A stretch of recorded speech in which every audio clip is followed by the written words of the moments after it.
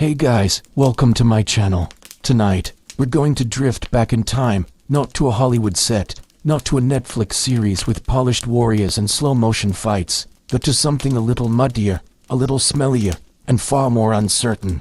We're going to imagine what it would be like to live the life of Ragnar Lothbrok, or at least the man, or men, who may have inspired that legendary name.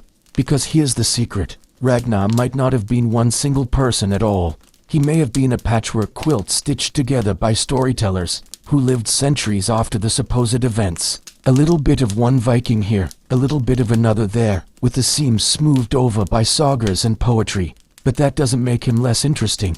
In fact, it makes him perfect for tonight. It means we get to float between history and myth, between the flickering torchlight of a real Viking hall and the dreamlike haze of legend.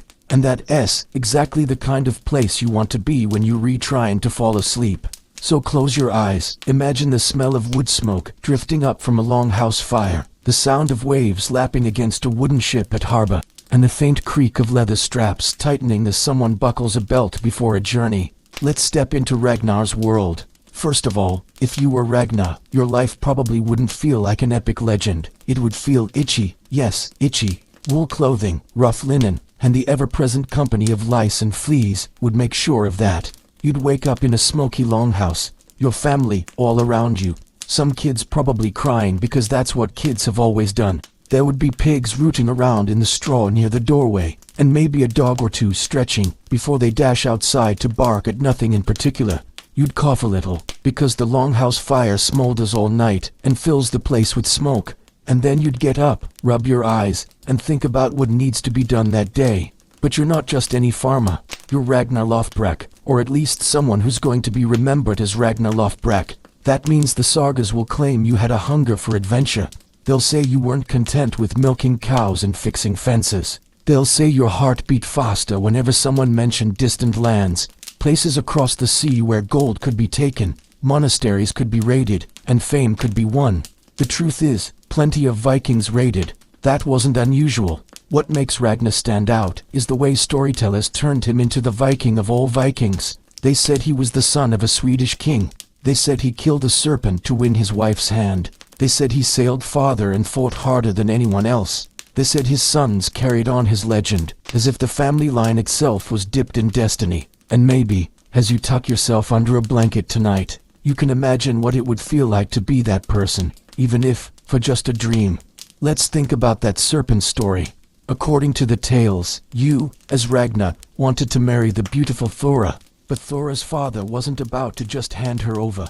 He wanted to be sure his daughter married someone brave, someone worthy, so he set a challenge. There was a serpent, some say a dragon, but let's be honest, it was probably more of a really big snake that was terrorizing the land. If you could kill it, you could marry And what did Ragnar do? While sagas say you put on trousers made of shaggy fur, boiled in pitch, so the serpent's venom wouldn't touch your skin. That's why they called you Lothbrok, which means shaggy breeches. Yes, your legendary name comes not from conquering kingdoms, but from wearing a very unusual pair of pants. The stuff of bedtime heroics, truly. Imagine slipping into those sticky tar-covered trousers, squelching as you walk, trying to look intimidating, all secretly hoping no one notices the smell. And yet, it worked. He killed the serpent, married Thora, and became Ragnar Shaggy Britches. Not quite as glamorous as TV makes it look, but definitely memorable. Now, of course, life didn't stop that. Ragnar had more wives, at least, according to legend. One of the most famous was Aslaug, the daughter of heroes from older sagas. She was clever, cunning, and supposedly as striking as the morning sun. Together, you and Aslaug became the parents of sons who themselves would become legends. Ivar, the Boneless, Bjorn Ironside, Sigurd Snake and Thigh, and other names that roll off the tongue like characters from a comic book. But they were men who terrified much of Europe.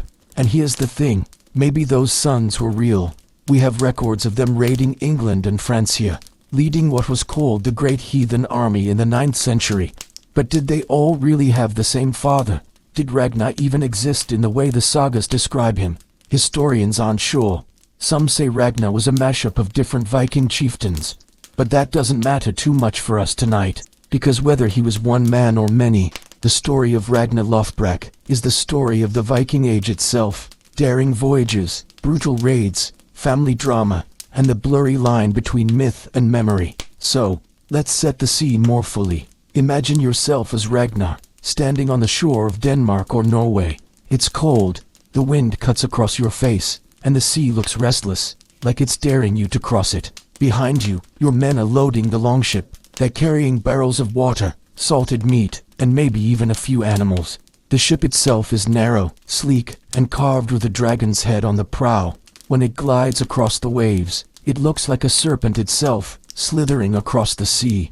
Climbing aboard, you feel the wood shift under your feet. The oarsmen settle in their benches, gripping the smooth, worn handles of their oars. Someone beats a steady rhythm on a drum, and the ship begins to move. The coastline slowly drifts away, and soon it's just you, your men, and the open sea. The sound of the waves against the hull is hypnotic, like a heartbeat. It's the kind of rhythm that could lull you to sleep, if only the journey weren't so uncertain. Because let's be honest, Viking voyages were terrifying. Storms could rise out of nowhere, ships could capsize, supplies could run out, and even if you reached land, you might face angry locals ready to defend their homes. But for you, Ragnar, that was the point.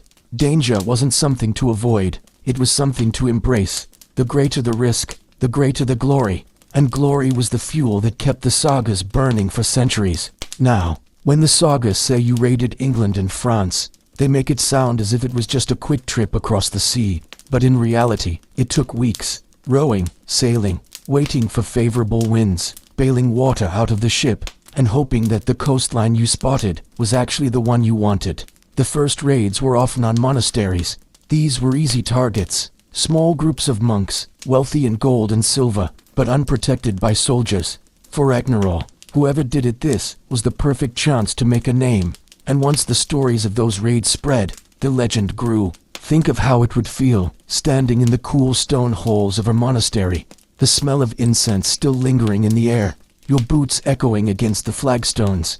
You'd see treasures piled up, books with golden covers, chalices shining in the torchlight, and you'd take them. It sounds brutal, and it was, but from your perspective, it was survival, ambition, and destiny rolled into one. The monks would write about the terror of the raids, and their words would become part of the legend that followed you. And as the years went on, the sagas say you pushed farther, down rivers, across mountains, into the very heart of Europe. The kings of Francia and England learned your name. They feared you, but they also paid you. Sometimes they offered silver and land just to make you leave them alone. It was, in its own way, a business arrangement. You raid, they panic, they pay, you leave, until the next season, when you came back again. Of course, every legend needs an ending, and Ragnar's ending is one of the most famous in Viking lore.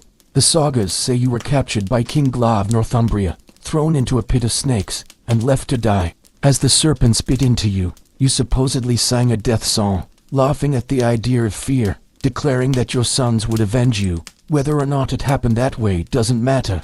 It's the image that counts. Ragnar, surrounded by serpents, defiant until the very end, and his sons, well, they did raid Northumbria.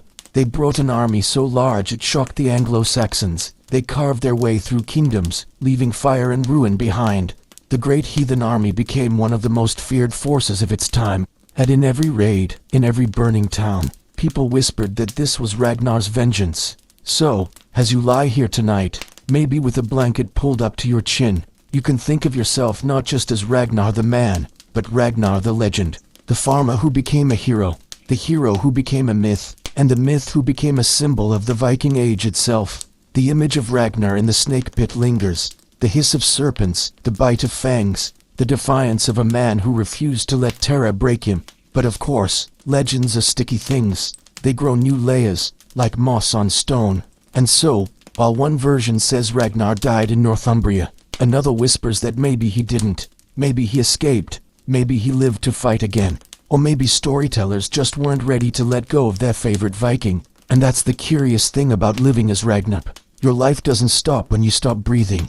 It stretches onward, retold and reshaped by poets and saga writers, by firesides and monasteries, until it no longer belongs to you at all. It belongs to the people who tell your story. They'll turn you into whatever they need. A warning, a boast, a bedtime tale. Tonight, we're leaning into that last one. So let's drift back from the pit of snakes, from the terror and glory, and imagine again the day-to-day life of Ragnar. Because while sagas loved the drama, your real hours would have been filled with far more ordinary things. You'd spend mornings checking on your farm. Even the fiercest Viking needed crops. Wheat, barley, rye, they were the backbone of survival. You'd look over your animals, shooing chickens away from the doorway, watching the pigs root through the soil, maybe shaking your head at a cow that had wandered too far. These chores didn't make it into the sagas, but they were as real as the bite of winter wind. And family. Family was everything. The sagas loved to list the names of your sons, but they rarely mentioned the messiness of raising them. Imagine little Bjorn, still too small to lift a shield, running through the longhouse with sticky fingers from honeycomb. Imagine Ivar, who in the stories is born with weak or twisted legs, crawling determinedly across the floor, his eyes burning with ambition even as a child. Imagine Oslog, your wife, scolding one of the boys for stealing bread before supper, while you sit quietly, trying not to laugh because you know you probably would have done the same at that age. These were the moments that never made it into legend, but they were the glue that held life together. Without them, there would be no Ragnar, no legacy. Heroes aren't born from thin air, they're raised in smoky houses, shaped by family arguments, strengthened by winters that test everyone's patience. Now, the sagas give us glimpses of your sons not as children, but as fully formed warriors. Bjorn Ironside, for instance, was said to be invincible in battle, as if no blade could pierce his skin. Sigurd Snakendeye supposedly had an eye marked with a serpent, gleaming like a sign from the gods. Ivar, the Boneless, became a brilliant strategist, leading armies despite his condition. And Ubba, though sometimes overshadowed by his brothers, was fierce and relentless. Together, they became the storm that followed Ragnar. But again, were they really your sons? Or were they great warriors gathered under one family tree by later storytellers who wanted a neat, dramatic line? Historians shrugged, and sagas smile, because in the end, it doesn't matter. The story is stronger than the doubt, and you, Ragnar, you're at the center of it all. Let's picture one of those raids again, but this time more slowly, with more detail, as if you're living it step by step.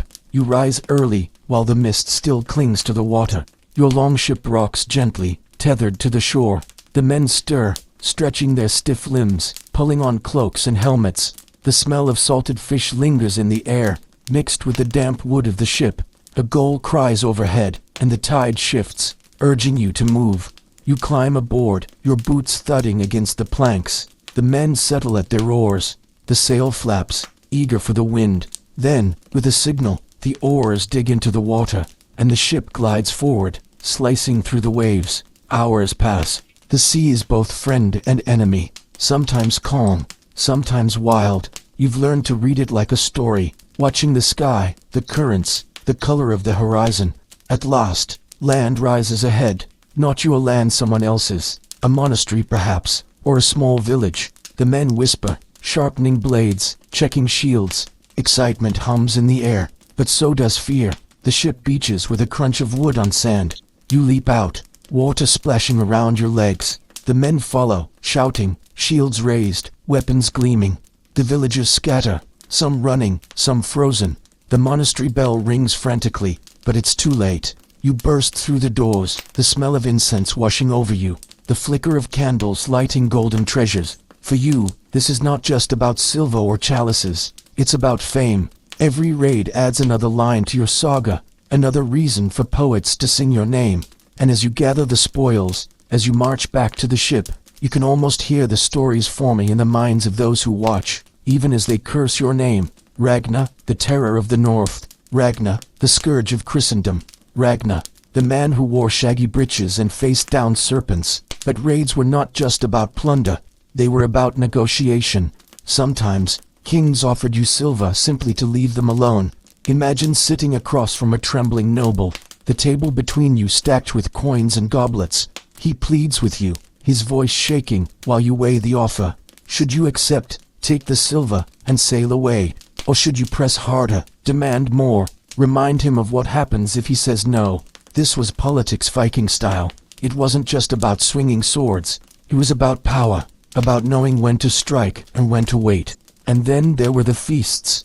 After a raid, after a successful voyage, You and your men would gather in the longhouse, the fire roaring, the air thick with the smell of roasted meat. Ale and mead flowed freely. Songs were sung, stories told. A bard might rise, harp in hand, and begin weaving words about your deeds, your victories. You'd sit there, listening, your chest swelling a little, because you knew that every word spoken that night was another stitch in the tapestry of your legend. But not every night was filled with feasts. Some were quiet, filled with the sound of the sea outside, the creak of the timbers, the occasional cough from someone nearby.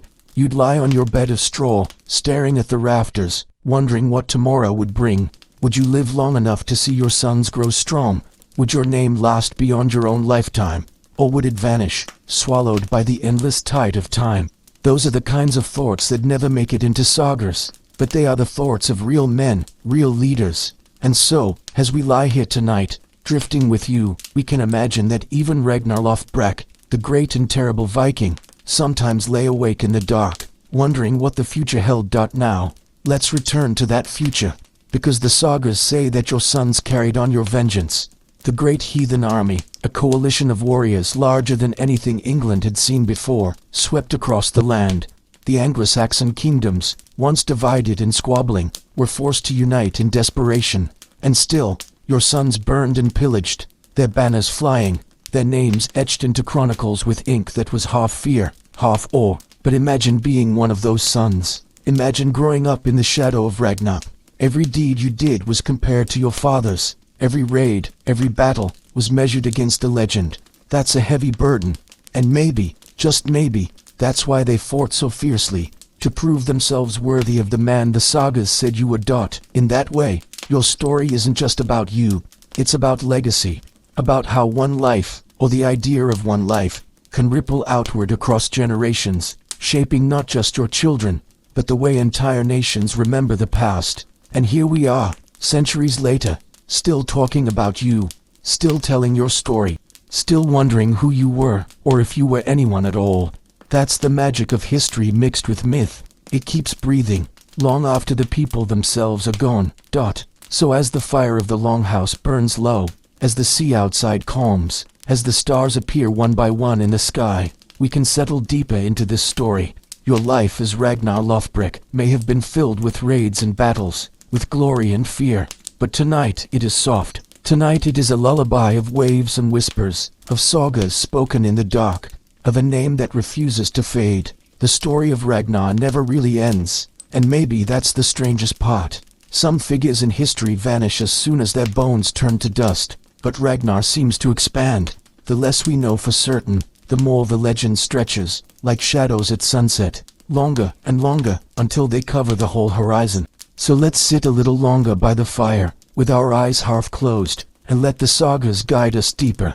Tonight, you're not just Ragnar, you are also the memory of Ragnar, the tale that travels on the lips of poets, the murmur in a monk's manuscript, and each version of you has a slightly different face, a slightly different destiny. Take, for instance, the sagas that speak of your journey to Paris, not the romantic Paris of boulevards and lights, but the Paris of the 9th century, a walled city on the Seine, bristling with towers, its cathedral still unfinished, its people wary of the sea raiders from the north.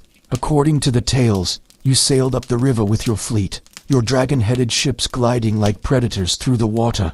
The people of Paris panicked, the bells rang, the bishop prayed, and you set your eyes on the walls and thought, yes, this is the challenge I've been waiting for. Now, some versions say you besieged the city, cutting it off, waiting until famine gnawed at the people inside. Others say you tried to storm the walls, your men swarming like ants, arrows raining down from above. The truth is murky, but the impression remains. Paris trembled before you, and in the end, the city bought you off. They paid you to leave. The sum, if the chronicles are to be believed, was staggering thousands of pounds of silver and gold. Imagine that moment. A mountain of wealth handed over simply because the people were too afraid to face you. You might have laughed, shaking your head, wondering if it could really be that easy. And yet, it was. But raids weren't always about fear. Sometimes they were about spectacle. The sagas tell us that you, Ragnar, liked to dress the part of a hero. Fur breeches, elaborate cloaks, strange weapons. You wanted people to remember you, not just for what you did, but for how you looked while doing it. Maybe that's vanity, or maybe it's just clever marketing. Because in a world without newspapers or TikTok, the only way to go viral was through rumor and song. If people talked about your trousers for centuries, then perhaps you were the original master of branding. And branding mattered, because in Viking society, fame wasn't just fluff, it was survival. To be remembered was to live on, to secure your family's place in the future. To fade into obscurity was to die twice, once in the body, and once in the memory. That's why warriors risked everything for glory. That's why sagas matter. And that's why, as Ragnar, you were never content to sit quietly at home. Still, home called to you. The farm, the longhouse, the hearth. Between voyages, you'd return, bringing with you treasures and stories. Picture Oslog waiting at the door, arms crossed, not entirely impressed. She'd seen it before. She knew you'd risked everything. Again, for the sake of adventure. And yet, she also knew that these stories would one day be the inheritance of your sons. Bjorn would inherit your boldness, Ivar your cunning, Sigurd your strange destiny-marked eye, Ubba your relentless drive. In the quiet of the evening, as the children drifted to sleep, you might have leaned against the fire's glow and wondered what kind of world they would inherit. And that's the part of the story sagas rarely mention, the quiet doubts. The Viking world was not stable. Winters could be harsh, crops could fail, neighbors could turn hostile. You might raid for silver one season, only to watch it vanish the next, spent on gifts, feasts, or bribes. Glory didn't always keep the cold out, and yet you pressed on, because pressing on was the only way forward. The sagas also whisper about your faith, or, rather, your place in a world filled with gods and omens.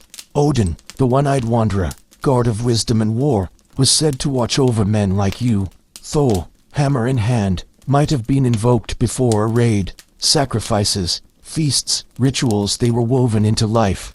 As Ragnar, you might have stood at watching the blood of an animal spill onto the ground, feeling the weight of the gods' gaze on your shoulders. Did you believe, or did you simply play the part, knowing that faith kept your men united? Hard to say. But belief, real or staged, gave power to your story. Now, we circle back to that snake pit, because even if it wasn't true, even if no pit of serpents ever closed around you, the image lingers. Why? Perhaps because it feels symbolic. The man who once killed a serpent now dies surrounded by them. The name Shaggy Britches, born from tarred trousers, made to fight venom, now ends with venom winning at last. Stories love symmetry, and so the saga ties a neat bow on your life, even if the facts were far messier. And then there's that death song, supposedly, as the snakes bit and coiled, you laughed, chanting that your sons would avenge you. The words are fierce, almost triumphant, how the little pigs would grunt if they knew how the old boar suffers.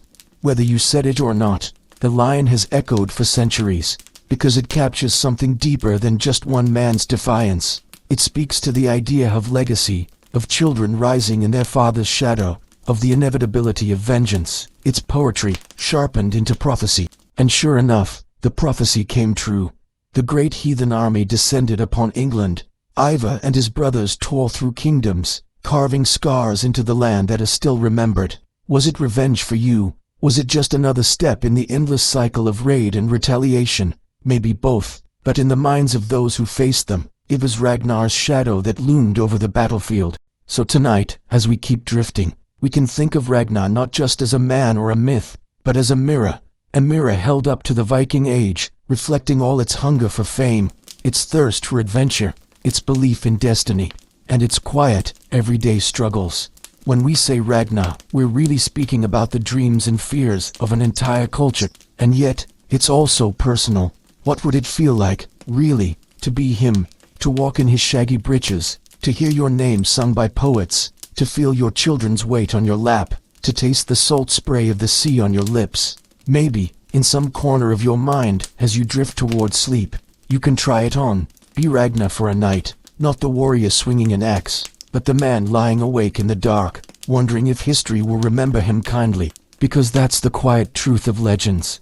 They're not just about battles, they're about longing. The longing to be remembered, the longing to matter, the longing to have your name whispered centuries later, even in a bedtime story told to help someone close their eyes. And Ragnar, you made it. You're here. We remember you still. The strangest thing about legends is that they never really stay still. Ragnar, for example, you became a kind of clay, reshaped by every hand that touched a tale. The Icelanders shaped you into one version, the Danes into another, the English monks into yet another. Each storyteller added a little extra twist, a new wife, a new battle, a new clever remark, and slowly, the man at the center grew blurrier, until no one could quite say where Ragnar ended and where imagination began. But let's not rush away from the quieter moments. It's easy to picture Ragnar only on the deck of a ship, or in the heat of a battle, but think for a while about the long winter nights. Your hall smelled of smoke and pine resin. The fire cracked, casting light over shields hung on the wall. Men who had once followed you to foreign shores now sat cross-legged on benches, gnawing at roasted meat, passing the mead horn from hand to hand. Outside, the snow pressed against the door, but inside there was warmth, and laughter, and stories. Perhaps one of the old scolds stood, brushing crumbs from his beard, and began to sing. His voice rose and fell, weaving half-truths into poetry, praising your deeds. You leaned back, half smiling, knowing he exaggerated, but not correcting him, because that was the point. Stories weren't meant to be accurate, they were meant to be memorable. The men nodded along, the children's eyes went wide, and in that moment you could almost see the shape of your fame hardening, like iron cooling in the forge. And there were games, knucklebones scattered across the table, men slapping them down in wagers, laughter erupting when luck turned sour. Maybe one of your sons tugged at your arm, begging you to tell him about the great serpent you once killed. You sighed, pretending to be annoyed, but then you told it anyway. Again, because children never tired of hearing how their father had once faced a monster. Sometimes, though, silence filled the hall, the kind of silence where everyone was thinking the same thing, but no one dared to say it aloud. That life was precarious, and glory was fleeting. Outside, farms could fail. Rival chieftains might be gathering their strength. Disease might creep through the village, and always, on the horizon, was the knowledge that even the greatest warriors met their end, eventually. Maybe you felt it too, in the ache of your bones, in the way your hands no longer closed around the hilt, quite as easily as before. But let's step back again into the bigger picture, because Ragnar the man was interesting. Yes, but Ragnar the idea was unstoppable. Imagine the English monk hunched over his parchment, scratching in the margin about Reginhurus, who came with his ships, who struck terror into Frankish hearts. Imagine the Scandinavian poets, centuries later, trying to trace their kings' lineages back to you, claiming that this or that dynasty sprang from Ragnar's blood. Imagine the historians in our own time, arguing endlessly. Was he real? Was he a patchwork of several men? Was he just a story meant to embody an age? And then imagine you, somewhere in the afterlife. The Vikings believed in Valhalla, perhaps the whole of the slain. Warriors feasting endlessly, mead never running dry, shields ringing as they clashed for sport. If you were there, would you laugh at the scholars? Would you raise your drinking horn and shout, "It doesn't matter," because maybe it doesn't. Maybe what matters is that people still speak your name, still dream your story, still drift to sleep hearing your adventures. The sagas linger lovingly on your wives, too. Oslog, clever and mysterious, daughter of Sigurd, the dragon slayer, and the shield maiden Brynhilda. That's quite a pedigree of marriage. Tied your own legend to even older ones, linking the great sagas together like threads in a tapestry. She was said to be wise in prophecy, to warn you of dangers, to foresee the fates of your sons. Sometimes you listened, sometimes you didn't, and in those moments, you learned the hard way what it meant to ignore a seer's advice. And Lagertha, a shield maiden fierce enough to fight in the front ranks, to save you in battle when your men faltered. Some say she was your first wife, others claim she was just a passing tale. But whoever she was, she lived on in memory, inspiring stories of women who fought with spear and sword, who refused to stay behind the loom when there was glory to be had. Each of these figures' wives, sons, enemies formed part of the legend of Ragnar. Like stones around a fire, they gave shape to your flame. Without them, perhaps your story would have gutted out. With them, it blazed brighter. And then, there is the endless march of your children. The sagas say you had many, maybe too many for any one hearth to contain. Bjorn Ironside, famed for his strength. Ivar the Boneless, feared for his ruthless mind. Sigurd Snake and Thigh, marked by fate itself. Uba, Hvitzerk, and others besides. Each carried a piece of you, like shards of a broken mirror. and each would set the world aflame in his own way. The great heathen army, when it descended upon England, was not just a military force, it was a storm of memory. Every swing of the sword was said to echo your name. Every town that fell was vengeance for the man who had been cast into the pit of snakes. True or not, it was powerful, and power, after all, was the real currency of legend. So here, in this drifting hour, let's imagine that you are both alive and dead, both Pharma and Rada, both father and phantom. That's the gift of stories. You don't have to choose. You can be all of them at once. And as you close your eyes, you can feel the rocking of the ship beneath your feet, the warmth of the fire in your hole, the hiss of snakes in the dark, and the roar of your sons on the battlefield. That is Ragnar. That is you.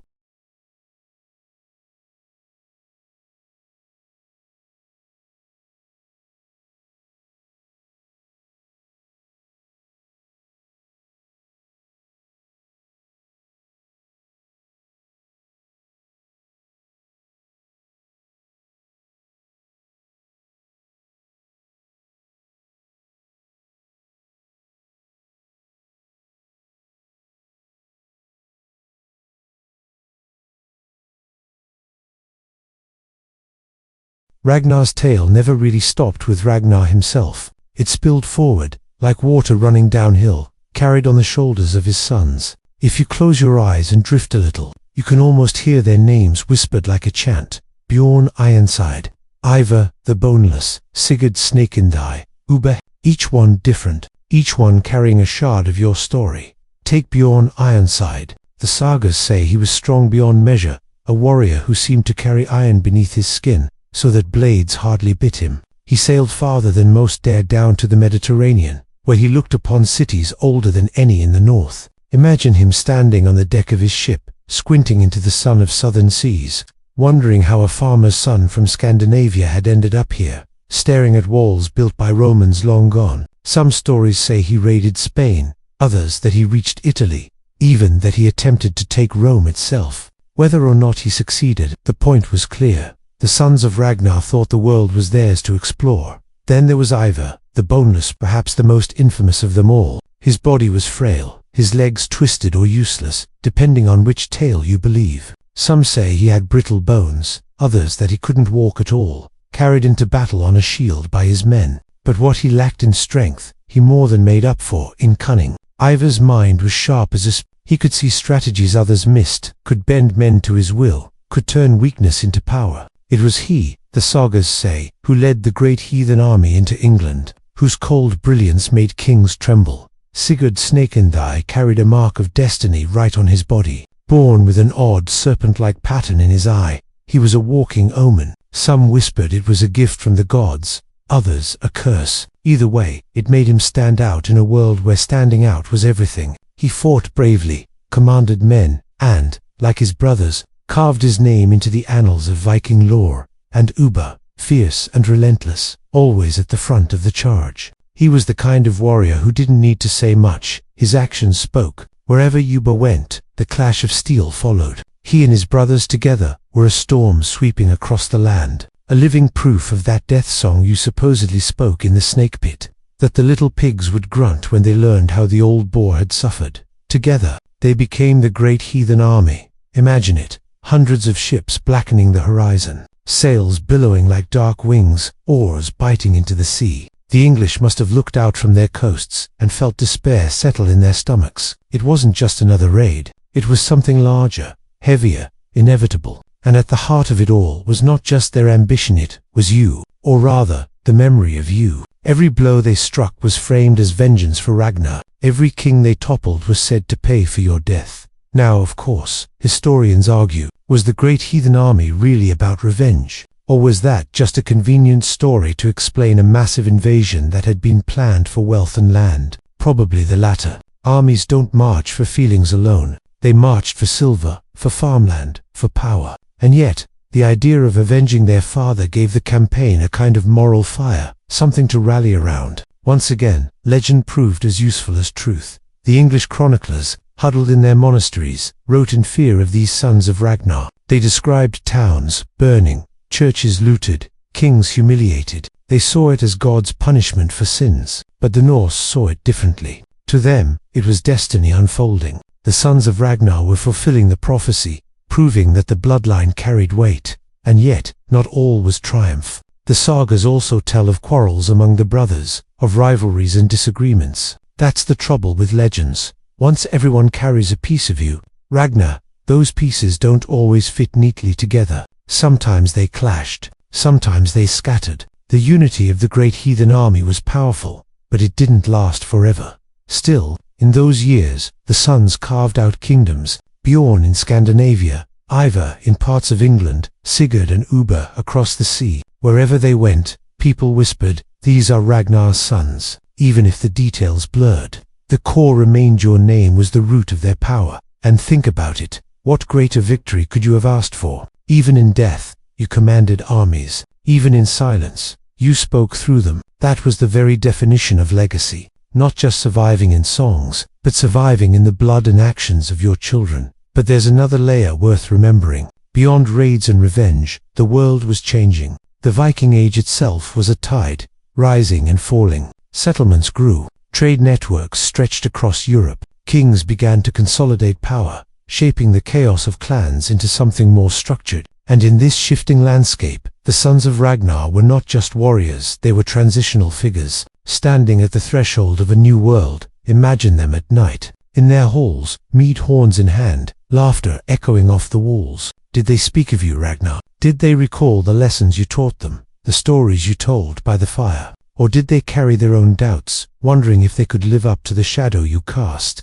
It's easy to picture Ivor staring into the flames, his face unreadable, plotting his next move. Easy to imagine Bjorn boasting of his journeys, claiming he had seen lands none of them could even picture. Easy to imagine the tension, the rivalry, the fragile bond that held them together. And so, as we drift further into this story, we see that Ragnar's life was not just a life, it was a seed. And from that seed grew branches, sons, who fought, ruled, schemed, and carried the saga forward. Each one was both himself and a reflection of you. That's the thing about being Ragnar. You were never just one man. You became a dynasty, a story that stretched across seas, across generations, across the boundary between fact and legend. And in that way, you never really died. The great heathen army did not arrive like a sudden storm. It came like a slow, rolling thunder, each ship that crested the horizon adding to the weight of dread. The year, the monks tell us, was 865, when sails blotted out the English coastlines. From their windows in monasteries, men of the quill described the sight with horror. Pagans came like locusts, blackening the sea. But for the sons of Ragnar, it was not horror, it was destiny. They carried your name like a banner. Ivar, the boneless, cunning and cold, became the strategist. Uber, fierce and direct, was his counterpart. Sigurd, snake in thigh, and Evitserk added their blades to the cause. Together, they commanded not just warriors from their own lands, but men from across Scandinavia who saw profit and glory in this campaign. England at the time was not a single kingdom, but a patchwork of four: Northumbria in the north, Mercia in the Midlands, East Anglia on the eastern shores, and Wessex in the south. Each had its own king, its own quarrels, its own vulnerabilities. The Vikings knew this well. Division was an opportunity. The first blow fell on East Anglia. Imagine the coast, the morning mist just lifting, and then the beach crowded with ships, hundreds of long narrow hulls sliding onto the sand, warriors leaping into the shallow waves with axes and shields. The East Anglians, unprepared for such force, did not resist. Instead, they offered tribute, horses, supplies, anything, to send the pagans westward. It was not exactly a battle, but it was effective. The army now had mounts, the ships gave way to hoofbeats, and the great heathen army moved inland. Their next target was Northumbria, a kingdom already divided by civil war. Two rival kings fought for the throne, Glar and Osber. The Vikings descended like wolves on distracted prey.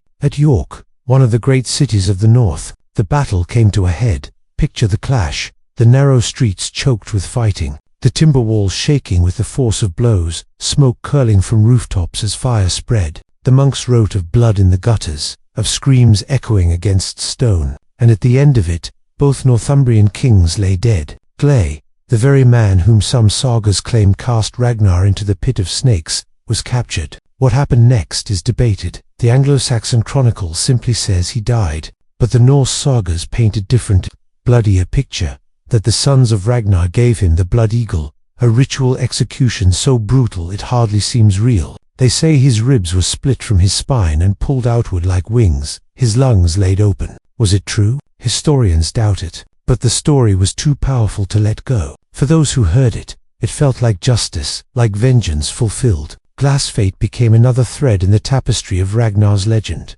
With Northumbria broken, the great heathen army turned south. Mercia trembled next. Its kings tried to resist, then tried to negotiate, then tried to resist again. Tribute was paid, battles were fought, alliances shifted. The Vikings seemed unstoppable, not because they won every fight, but because they always returned. If they were beaten once, they came back twice as strong. If they were bribed to leave, they took the silver and then returned anyway.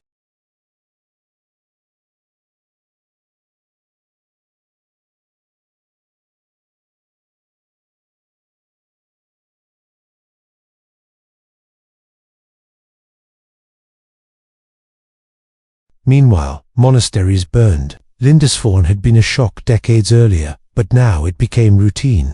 Monks recorded the destruction with despair. Libraries looted, churches stripped of gold, relics stolen. To the Vikings, it was wealth and supplies. To the English, it was sacrilege. And in every entry in their chronicles, the name of Ragnar's sons appeared, as if your shadow still haunted them. Yet the greatest challenge was Wessex. Here ruled Alfred, later known as Alfred the Great. He was young, determined, clever, and stubborn.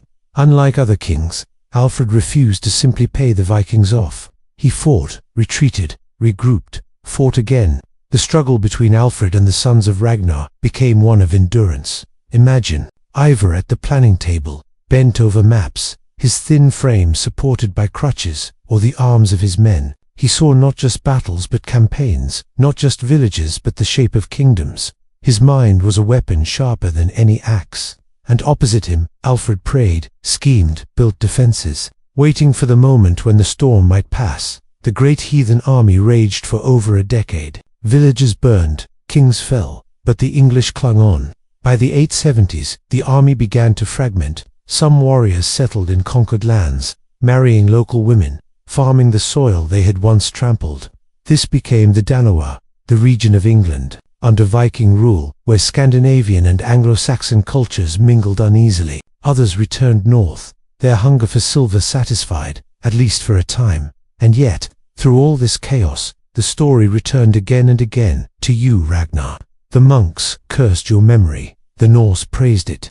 To the English, you were a symbol of destruction. To the Scandinavians, a symbol of strength. And to your sons, you were both a burden and a banner. For them, living under the weight of your legend was both power and pressure.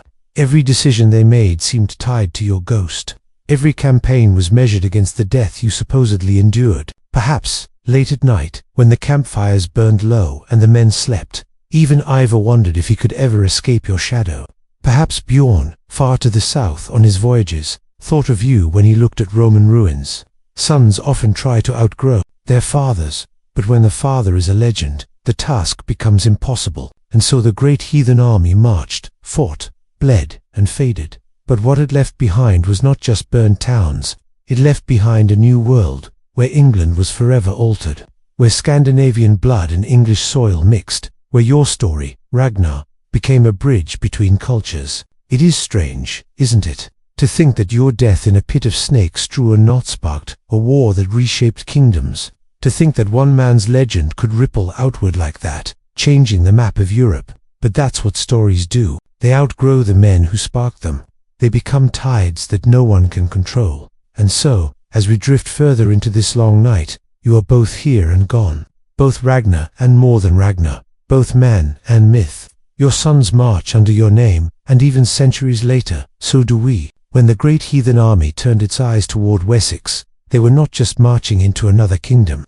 They were marching into the hardest resistance they would ever face. Wessex was the southern stronghold of the Anglo-Saxon world, rich in land, disciplined in its defenses, and most inconveniently for the Vikings ruled by a man who refused to give up. Alfred was not yet called the Great. He was simply a young king who had been forced into the role by circumstance.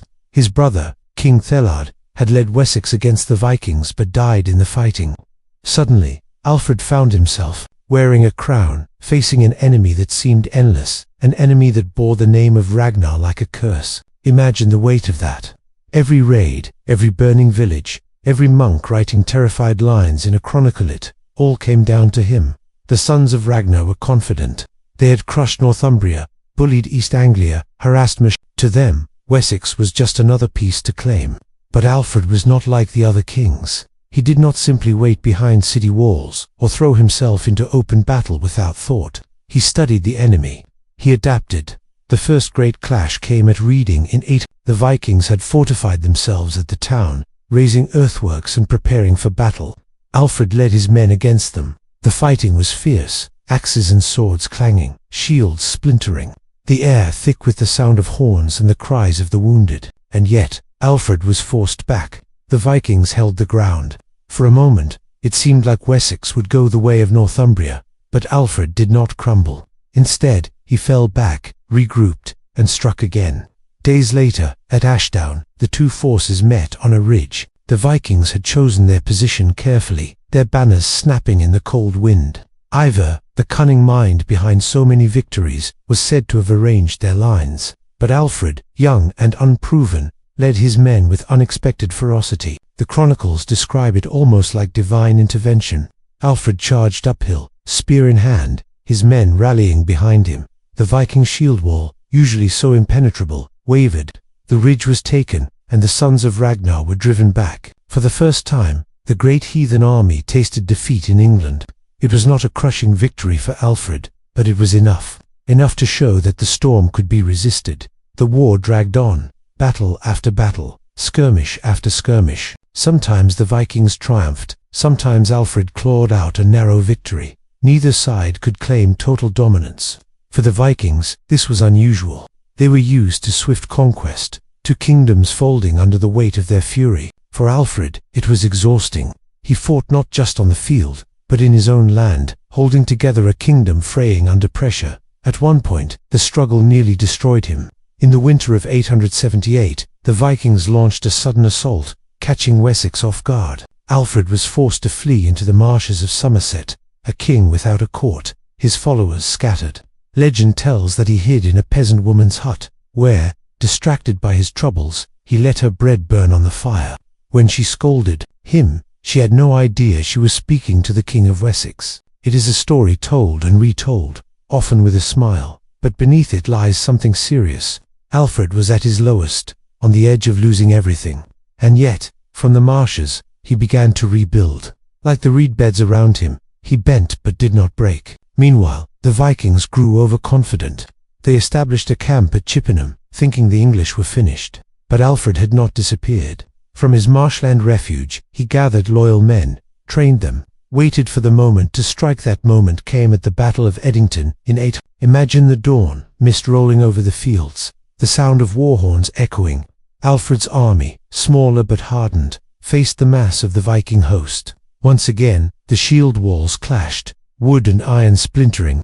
Men pressed so tightly together that movement was almost impossible. The air was thick with the smell of sweat, blood, and fear. But this time, Alfred did not falter. His wall held, then pushed forward. The Vikings, perhaps weary from years of fighting, perhaps surprised by the king's sudden resurgence, began to break. Step by step, Alfred drove them back until the sons of Ragnar were forced to retreat, their power in Wessex broken. The aftermath was not simply slaughter. Alfred forced the Viking leader, some sources say, Guthrum, one of the great heathen leaders, to accept baptism. It was both practical and symbolic. Practical, because it allowed for peace negotiations. Symbolic, because it showed that even the fiercest pagan enemy could bend before Christian kingship. This peace did not mean the end of Viking presence in England. Far from it. The Danelaw still stretched across the north and east, settlements thrived, and Scandinavian rule endured. But it marked a turning point. Wessex would survive, and from Wessex, in time, a united England would rise. For the sons of Ragnar, this was not the glorious conquest they had once envisioned. They had won battles, claimed land, and struck fear, but they had also bled, lost, and settled. The great heathen army was no longer the unstoppable tide it had once been. And yet, even in their struggles, your shadow lingered. Ragnar, Alfred's chroniclers never stopped invoking your name, even as they praised their king. To them, Alfred's victories were not just against nameless invaders. They were against the sons of Ragnar Lothbrok, against the heirs of a man they had turned into a symbol of all that threatened their world. It is curious, isn't it, that your death, your myth, gave birth to their resilience. In some way, you were present at Edington, standing on both sides of the field. In the defiance of Alfred, who saw himself fighting against your legacy, and in the fury of your sons, who bore that legacy like a torch. And so the clash between Alfred and the sons of Ragnar was more than war. It was legend against legend, story against story. One would become the great, the other would live forever in sagas, and both, in their own way, would shape the future of England. After the clash at Edington, when shields were broken and the ground lay heavy with the memory of blood, Alfred stood victorious, though his kingdom still trembled. The battle had not destroyed the Vikings, but it had broken their momentum. And in war, momentum is often everything.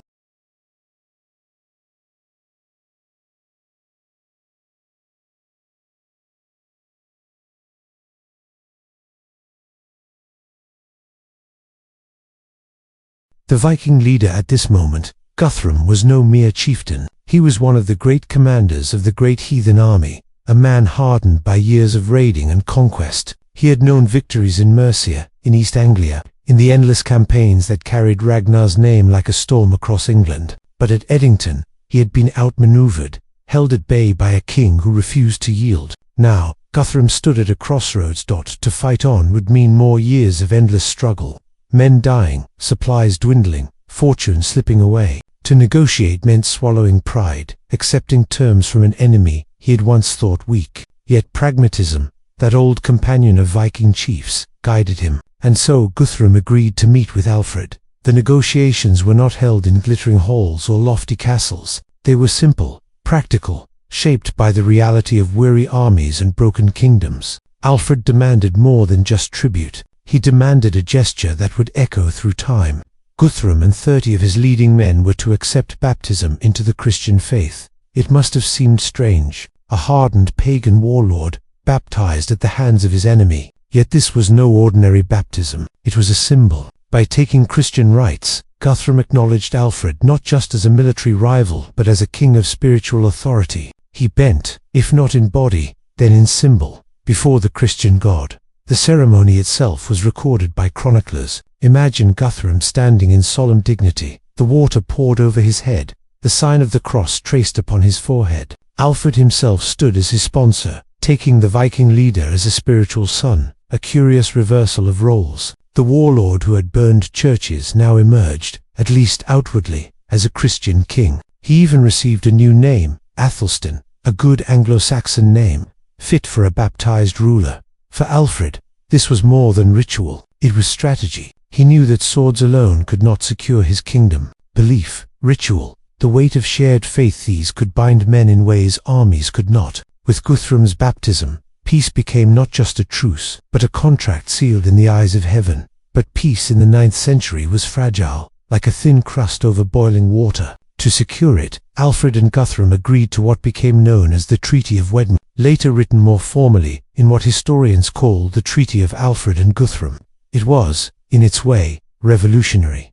The treaty divided England. To the west and south lay Alfred's Wessex, intact and independent. To the north and east stretched the the lands where Viking rule was recognized, where Scandinavian law, language, and custom mingled with Anglo-Saxon traditions. Boundaries were marked, rivers and roads chosen as borders, tribute was agreed upon, trade regulated, and a measure of peace, though uneasy, descended. Consider how strange this must have felt for people living in these lands. A farmer in East Anglia now found himself under Guthrum's authority, subject to laws shaped by both Norse custom and Anglo-Saxon precedent. A merchant in London might trade with men who spoke a different tongue, carried different gods, or now, perhaps, carried the same god, but with unfamiliar customs. The treaty did not erase violence. Raids still occurred, tempers still flared, swords were still drawn, but it created a framework where coexistence was possible. It was not the end of conflict, but it was a pause long enough for both peoples to breathe, and in that pause, something new began to grow. Settlers from Scandinavia did not all return home. Many stayed. They plowed fields, raised families, built villages. Over time, Norse words entered the English language. Norse customs blended with local ones. The names of towns still echo that mingling, places ending in by or thorp. Traces of Scandinavian roots planted in English soil. Yet beneath this practical blending, the weight of myth still pressed heavily. To the English chroniclers, Guthrum's baptism was a triumph of Christianity over paganism, a sign that God favored Alfred and his people. To the Norse, perhaps it was less about faith and more about politics. Guthrum may have bent his head to holy water, but in his heart, he remained a warlord. And what of you, Ragnar? Even here, at a baptismal font far removed from your snake pit, your name lingered. Alfred's victory was celebrated as a triumph over the legacy of Ragnar's sons. Guthrum's submission was told as the humbling of those who had carried your fire. In a way, you were present in every line of the treaty, every border marked, every village where English and Norse mingled uneasily. The consequences of this peace reached far beyond the lifetimes of Alfred and Guthrum. The Danelaw became not just a political boundary, but a cultural one. Generations grew up under its influence, speaking words that mingled two languages, worshipping both old gods and the new, living in a world reshaped by conquest and compromise. Alfred himself grew in stature because of it. No longer just a young king scrambling in the marshes, he became Alfred the Great, a ruler who had faced the storm of Ragnar's sons and endured. He reorganized his defenses, building fortified towns called burhs, ensuring that if the Vikings came again, his people would be ready. He encouraged learning, sponsoring translations of Latin texts into English, strengthening the identity of his kingdom, not just with swords, but with words. And he ruled in East Anglia, baptized yet still remembered as a Viking. His followers settled, farmed, traded. He lived out his days in relative peace, his name softer in the chronicles after Eddington, as if his fire had been tamed. When he died, he was remembered not as the destroyer of kingdoms, but as a king who had, in the end, made peace. It is a curious thing, how wars end. Not always with the total destruction of one side, not always with a decisive final blow. Sometimes, they end with weary men sitting at a table, drawing lines on a map, pouring water over a head, speaking words of peace that are half prayer. And in those moments, history bends. The peace between Alfred and Guthrum was not perfect, nor eternal. Raids would come again, battles would flare, but it set a pattern, a possibility of coexistence. It allowed for survival, for rebuilding, for a future where the descendants of Saxons and Vikings alike would shape the same land together. And so, the story of Ragnar's sons shifts here, from fury and fire to settlement and compromise, from the roar of battlefields to the quieter struggles of governance, farming, and faith. A legend born in blood and snakes now lingered in the quiet scratching of pens recording treaties, in the boundaries drawn across England, in the slow blending of two peoples into one. Perhaps, if you could have seen it, Ragnar, you might have laughed, or perhaps you would have frowned, wondering how your sons had gone from storming kingdoms to sitting through baptisms. But history has a way of moving where it will, regardless of the wishes of its heroes, and in this moment, in the fragile peace after Eddington, England itself began to move toward the shape it would one day take, not as a land divided forever, but as a kingdom learning, painfully, how to endure. When the dust of battle settled and the ink of treaties dried, life in the Danelaw began to take on a quieter rhythm. The swords that had once flashed in fury were now often set aside for plowshares. Men who had come to England seeking silver found themselves instead tilling its soil. And in this quiet transformation, a new chapter began, not of conquest, but of settlement. The Danelaw was not a single place, but a broad swath of land across northern and eastern England. Towns and villages that had once feared the dragon-proud ships now found themselves home to those very raiders. The Norsemen did not all return across the sea. Many stayed. They took wives, raised children, and carved out farms where once they had camped. Imagine a small village somewhere in East Anglia. The morning mist curling over fields. A Norse farmer, once a warrior, walks out with his oxen, guiding the wooden plough through damp soil. His neighbors are Anglo-Saxon farmers, speaking a tongue not too different from his own, but different enough to cause confusion. Over time, words slip between them. He learns the Saxon word for bread. They pick up his word for knife. Language becomes a meeting place, the first bridge between peoples, The towns themselves bore the mark of Viking influence. Place names shifted. Endings like by and thorp began to appear. Norse words meaning farm and village. Even today, those echoes linger on English maps. Walk through the countryside and you will see them. Derby, Grimsby, Scunthorpe, Whitby. Each a reminder that once, Norse settlers claimed the land as their own. Law, too, changed. The Danelaw was named for Italo of the Danes. It was not entirely separate from Anglo-Saxon custom, but it bore distinct marks. Compensation for crimes, known as wergold, was measured in different ways. Marriages and inheritances followed different traditions. The Norse brought their thing, assemblies where free men gathered to decide disputes and make judgments. In some villages, men who once clashed on battlefields now stood side by side in these gatherings, debating land boundaries or the price of cattle. For families, life was a blend of old and new. A Norse father might still tell his children stories of Odin and Thor, tales of giants and serpents. An Anglo-Saxon mother might teach them prayers to Christ, words to be whispered before bed. The children grew up with both. Their lullabies, a mixture of sagas and psalms. This mingling was not always smooth, but it was steady. Over time, it wove a new kind of culture, neither entirely Norse nor entirely Saxon.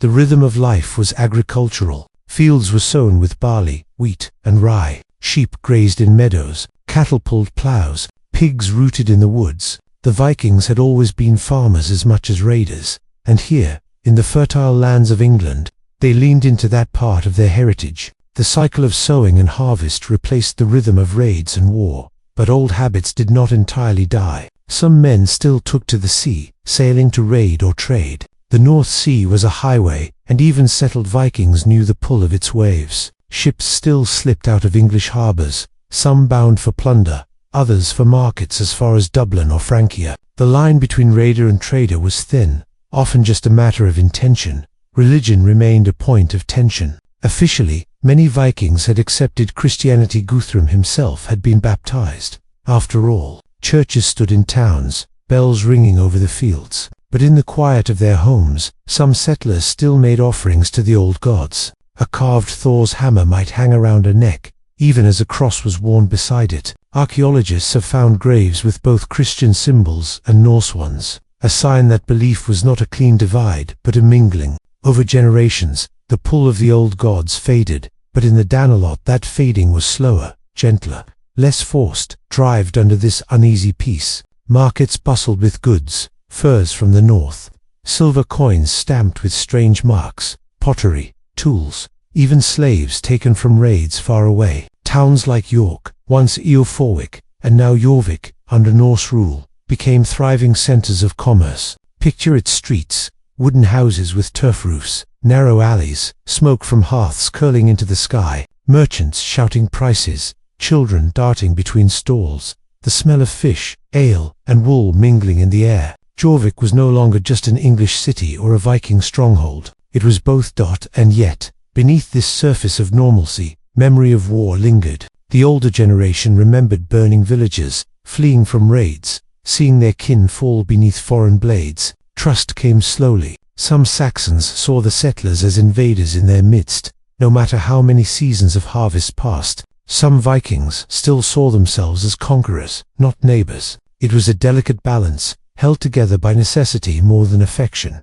Alfred, ever practical, strengthened his side of the treaty with fortified towns, the burhs. These strongholds dotted the landscape, places of refuge and defense. They stood as silent reminders that peace was never guaranteed, that the storm could always rise again. Farmers tilled their fields, but they did so in the shadow of walls built for war. Yet life went on. Children grew, generations passed, and slowly, what had been foreign became familiar. The Danelaw did not remain forever a distinct boundary. Over time, it faded, absorbed into a greater whole. But while it lasted, it was a laboratory of cultural exchange, where languages blended, laws mingled, and people learned, sometimes grudgingly, to live together. If you stood in a Danelaw village at twilight, you might hear the sound of a harp in one house, the chanting of a saga in another, the toll of a church bell in the distance. It was a world in between, born from fire and blood, but tempered by the quiet persistence of daily life.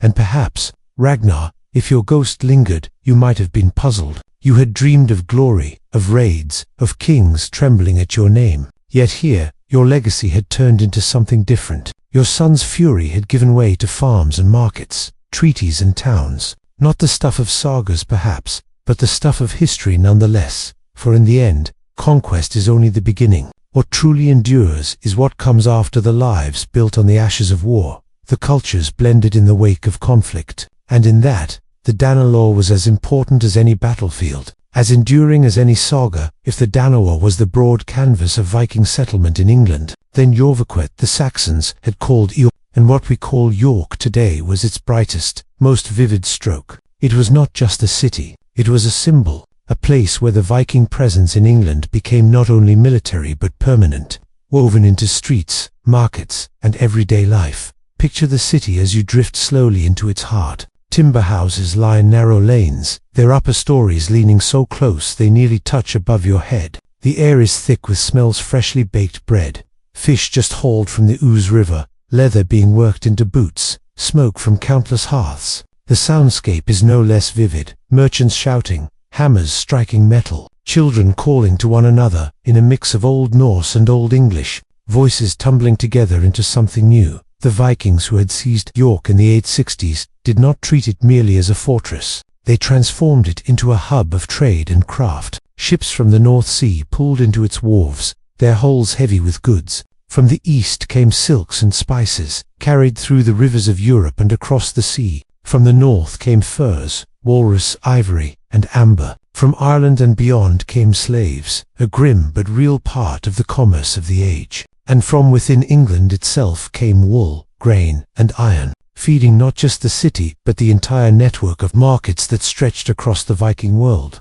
Archaeologists today still dig up traces of this vibrant life. At Coppergate, in York, they found preserved wooden buildings, layers of debris that told stories of busy workshops, leather scraps, shoes, combs made of antler, weaving tools, all reminders that the city was alive with craftsmen. A shoemaker cutting hide at a bench, a woman spinning wool into thread, a carver shaping a comb with delicate teeth. These were not warriors, but makers, the quiet backbone of settlement life. The markets were crowded, noisy affairs. Imagine a stall with piles of fish glistening in the sun, next to one selling honey in clay jars, next to another with gleaming metalwork swords, yes, but also brooches, buckles, and pins. Coins clinked in pouches. The Vikings had once preferred silver weighed out by scale, but in Jorvik they embraced coinage, stamping their own designs onto the small discs of silver that passed from hand to hand. On some of these coins, you can still see crosses alongside names of Norse kings, a blending of cultures pressed into metal dot. Religion itself was visible in the city's skyline. Churches stood, bells calling worshippers to prayer, their stone towers a mark of the old faith of the land. Yet among the people, the Norse influence lingered. Amulets, shaped like Thor's hammer, have been found, worn as pendants. Sometimes they were discovered alongside crosses, suggesting that people hedged their bets worshipping Christ on Sunday, but keeping a token of Thor in their tunic for protection. The streets were not clean by modern standards. Waste ran in open ditches, pigs snuffled through refuse, and the air was often thick with the smell of tanning hides. But they were lively, teeming with movement. Traders from distant lands walked them, their accents foreign, their goods exotic. A Saxon farmer selling butter might haggle next to a Norse trader offering beads of colored glass. Children darted between them, learning to speak in two tongues without ever thinking of it as strange. Life in Jorvik was not free from tension. The Anglo-Saxon inhabitants sometimes resented their new rulers. Taxes were collected, and not always fairly. Disputes broke out, sometimes with fists, sometimes with blades, yet the city endured, not by avoiding conflict, but by absorbing it, finding a rhythm in the mingling of people's dot. The craftsmen of Jorvik were particularly skilled in working with bone and antler. Combs were carved with intricate patterns, not just practical items but pieces of art. Pins for fastening cloaks bore delicate designs. A Norse woman walking through the market might wear a cloak fastened with a brooch imported from Ireland, while a Saxon man might carry a knife in a sheath made by a Norse craftsman. In small ways, every day, cultures bled into one another.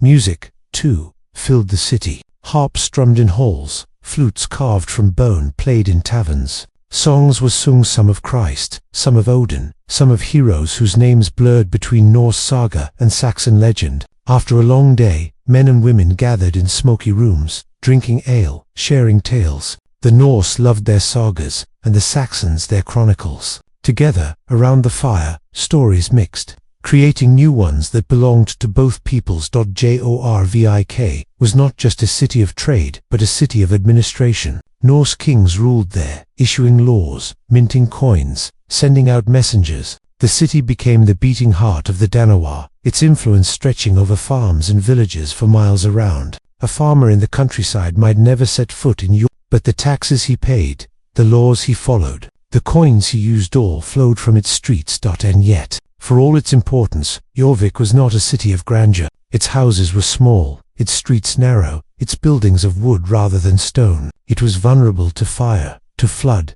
to the endless accidents of medieval life. But it was alive, humming with energy. Its people, a mix of conquerors and conquered, of warriors turned farmers, of craftsmen, traders, priests, and children who knew no other home. The legacy of Ragnar found its quietest but perhaps most enduring form, not in battles won or kings slain, but in the everyday lives of people who shaped and reshaped their world with each loaf of bread baked, each shoe stitched, each coin traded. The chronicles, written by monks, preferred to tell of battles, of treaties, of kings baptized and kings slain. But in Jorvik, history was lived in humbler ways. And perhaps, if you listen closely, you can still hear it: the sound of hammer on anvil, the murmur of voices in two languages, the creak of ships docking at the wharf. Life, ordinary yet extraordinary, unfolding one day at a time, in the heart of the Danor. If you think back to Ragnar, not as the figure of saga, but as the man of flesh, bone, and ambition, his greatest conquest was not always fought with axe or fire.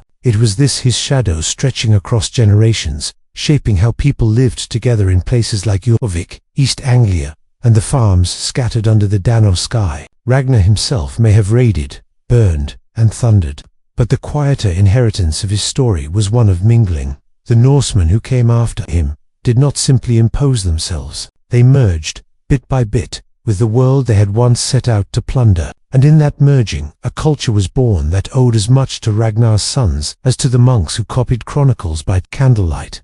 Language is the easiest place to hear Ragnar's lingering voice. In the marketplaces of Jorvik, in the halls of Lincoln, in the villages of East Anglia, tongues blended. Old Norse and Old English were not so far apart to begin with. Both were Germanic cousins, both harsh and earthy, made for practical talk. A Saxon farmer might shout bread, a Norse trader might call it brow, and in the overlap they understood one another. Over time, words slipped from one tongue to the other. The very English we speak today carries this mingling. Sky, egg, law, husband, these came from the Norse, slipping into Saxon speech like rain soaking into earth. It is tempting to think of Ragnar here, not in a hall of warriors, but standing in a noisy street, listening to children shout to one another in a hybrid tongue he could still follow. His saga is carried not just in scrolls but in syllables, in the way people spoke to their children or cursed at their neighbors. His memory clung to their mouths. Festivals, to bore the marks of blending. The Saxons had their holy days tied to the Christian calendar: Easter, Christmas, saints' feasts. The Norse had Yule, their winter festival, with fires and feasting meant to banish the cold and honor old gods. When these met, they did not cancel each other out. Instead, they overlapped, and so Christmas carried Yule's firelight, and Yule inherited Christ's Mass. In York, winter nights might see both church bells ringing and long tables groaning with roasted meat, ale, and the kind of laughter that ignores theological boundaries. Ragnar's sons, in their campaigns, had spread both terror and settlement. But their quieter legacy was this: that their men, their followers, their families found themselves not only fighting Saxons but marrying them. A Saxon bride might light a Yule fire because her Norse husband asked it. A Norse groom might bow his head in a church because his Saxon wife insisted. In these homes, the lines blurred. Food told the same story. The Norse brought their taste for salted fish, for porridge thick with barley, for hearty stews made to survive long winters. The Saxons contributed bread baked in clay ovens, cheese, honeyed cakes. In Jorvik's kitchens, you might find both traditions stirring in the same pot. Imagine Ragnar, who had once gnawed roasted meat beside his warriors, watching generations later as his grandchildren's grandchildren broke bread, baked by Saxon hands, and called it their own. The sagas say Ragnar loved stories, that he boasted and sang of deeds, real or imagined. In England, his shadow lived on in the mingling of tales. Saxon chronicles recorded battles and kings in neat, monkish Latin. Norse sagas carried in memory and song, told of gods, monsters, and heroes. Around hearthfires, these bled into one another. A Saxon child might hear of Beowulf alongside a Norse tale of Sigurd, the dragon slayer. Over time, stories twisted together, forging a shared mythology of courage, fate, and the stubborn will to endure. One can almost picture Ragnar's grin in this. For what is conquest, if not leaving your story behind for others to tell? His bones may have rotted far from these fields, but his name was whispered in smoky halls, where English and Norse voices joined in song. Every day, life was perhaps the most profound inheritance of Ragnar's shadow. In the Danula, Norse law mingled with Saxon custom. A dispute over land might be settled with a Norse thing, an assembly where free men gathered to argue and decide. Yet the judgments themselves were shaped by Saxon precedent, marriage contracts, inheritance laws. Even the measure of fines, these became hybrids, neither wholly Norse nor wholly Saxon. Out of this grew the beginnings of English common law, carrying faint echoes of Viking assemblies Ragnar himself might have attended. Ragnar's legend, then, was not only in the thunder of war but in the quiet of compromise. His sons may have carved kingdoms with blood, but their followers sustained them with plows and markets. They married into Saxon families, raised children who knew both sides, and laid roots deeper than any sword stroke. Religion remained a thorny frontier. The monks who wrote the chronicles delighted in telling how Viking leaders converted, how Guthrum was baptized after his defeat, how pagan warriors bowed before the cross. But conversion is never so clean. Archaeologists find Thor's hammers in the same graves as Christian crosses. People hedged their bets. In some homes, the psalms were sung at dawn, but to Thor or Freya went a whispered prayer before a dangerous journey. Ragnar himself, had he lived to see this, might have smirked at the why not call on every power available when life was short and uncertain? What Ragnar left behind was less a dynasty of kings than a dynasty of survival. His sons fought, yes, but their greatest gift was settlement. And those who settled built a world where Norse and Saxon were not enemies forever, but neighbors, rivals, partners, and family. So when we think of Ragnar in this period, not just as a man who raided Paris or fell to snakes, but as a figure looming over the Daneloi, must see him in the baked bread of a mixed household, in the laughter of children speaking to tongues, in the carved comb bearing Norse designs worn by a Saxon woman. His story was not only carved into battlefields but folded quietly into the lives of people who never lifted a sword. This, perhaps, is the real Ragnar, not just the scourge of kings, not just the father of the great heathen army, but the ancestor of a world in which English itself carries his shadow, in its words, in its laws, in its stories, and that, far more than any raid, may be the conquest that endured. Death, in the sagas, was never just an ending. It was a stage, a performance, a chance for the hero to prove what he was made of in the final act. Ragnar Lothbrok's end, as it came down to us through Norse saga and Anglo-Saxon memory, was nothing less than a legend performed again and again, retold until the edges blurred between fact and story. The tale is simple on its surface. Ragnar, captured by King Gla of Northumbria, was thrown into a pit of snakes. The writhing creatures coiled around him, their fangs dripping venom. As they bit into his flesh, Ragnar is said to have laughed, to have spoken with the bravado of a man who saw death not as defeat but as another chance to boast. His words, preserved in the sagas, are half taunt, half prophecy, that the piglets would grunt when they heard how the old boar had been slaughtered, a cryptic way of saying that his sons would rise, that his death would summon vengeance like a storm rolling over the sea. To the Norse storytellers, this was Ragnar's perfect curtain call. No whimpering, no plea for mercy, but a grin, a boast, and the promise of revenge. In their world, a good death mattered as much as a good life. Better to die dramatically in a pit of snakes than quietly in a bed. Better to be remembered in song than forgotten in silence. The Anglo-Saxons, of course, told the story differently. In their chronicles, Ragnar appears more like a nameless pagan raider. Some accounts hardly mention him at all. Others dismiss him as a barbarian who met a deservedly grim fate at the hands of Gley, for the monks who scratched words onto parchment. Ragnar was not a hero but a cautionary tale, a symbol of the dangers of pride and pagan arrogance. Yet even as they wrote this, his legend spread among the people. Word of mouth traveled faster than ink. Farmers in Northumbria whispered of the fearsome man thrown into the pit. Norse settlers, telling sagas by the fire, spoke his name with admiration. The story lived in two worlds at once, condemned in Latin chronicles, celebrated in smoky Longhouses. Archaeologists, of course, can find no snake pit, no bones gnawed by serpents, no royal dungeon filled with slithering creatures. It may be that the story was metaphorical, a poetic image of humiliation, to be killed not by sword but by beasts. What greater insult to a warrior? But in a culture that loved dramatic deaths, the details stuck. A snake pit was memorable. It gave storytellers something to savor.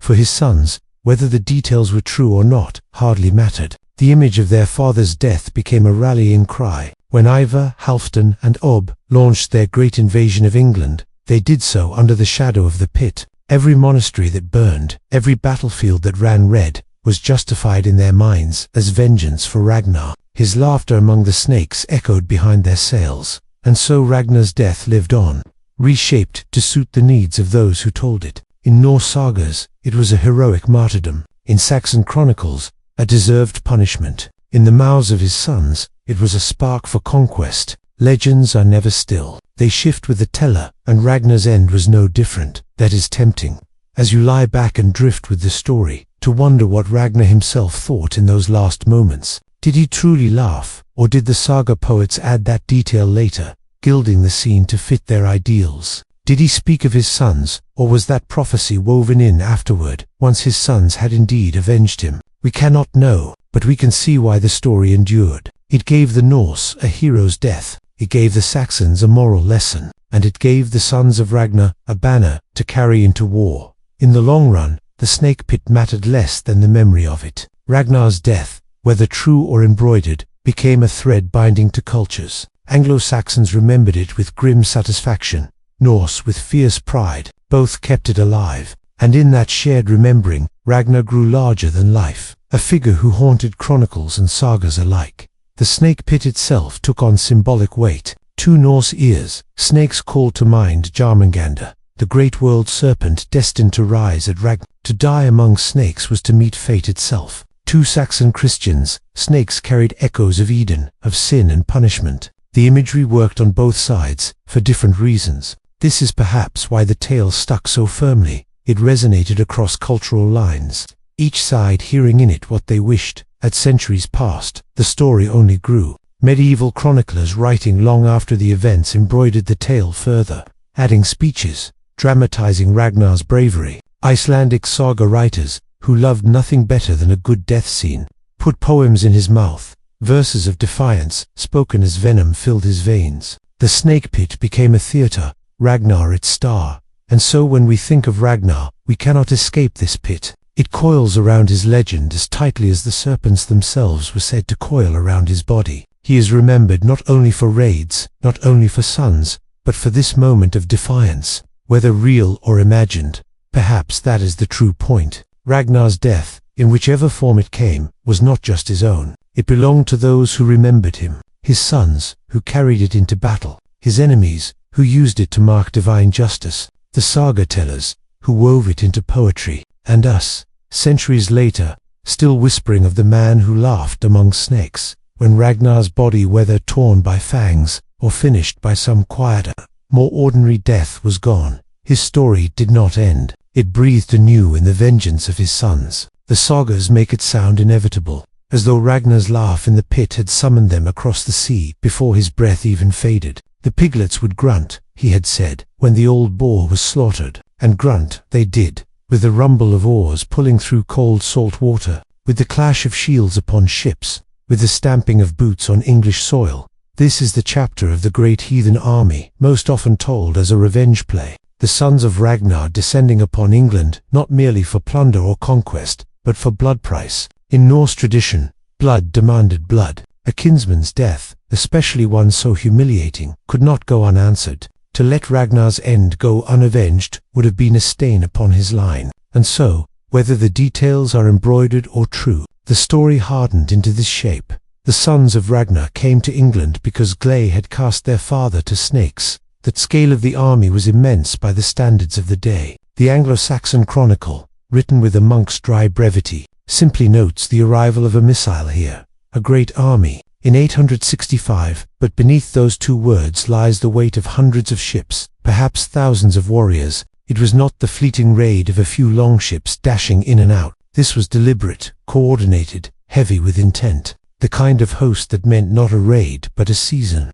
Not a season, but years. Ivar the Boneless, the most enigmatic of Ragnar's sons, is often placed at the head of this force. His body, the sagas say, was strange legs weak or useless, bones brittle, yet his mind was sharp, his will iron. Where he could not fight with axe, he fought with cunning, with plans laid out like chessboards, with words that bound men together. His brothers Halfdan and Ub, strong in arm and eager in spirit, provided the muscle. Together they made a triad of revenge, Ivar to guide Halfdan to strike, Ub to steady. Their first target, fittingly, was Northumbria. King Glar still ruled, the man said to have watched Ragnar fall into the pit. The chronicles tell us little of the emotional theatre. They say only that the great army descended upon York in 866, capturing the city and holding it. But the sagas fill in what the monks did not, that Glar was captured, that he was given no simple death.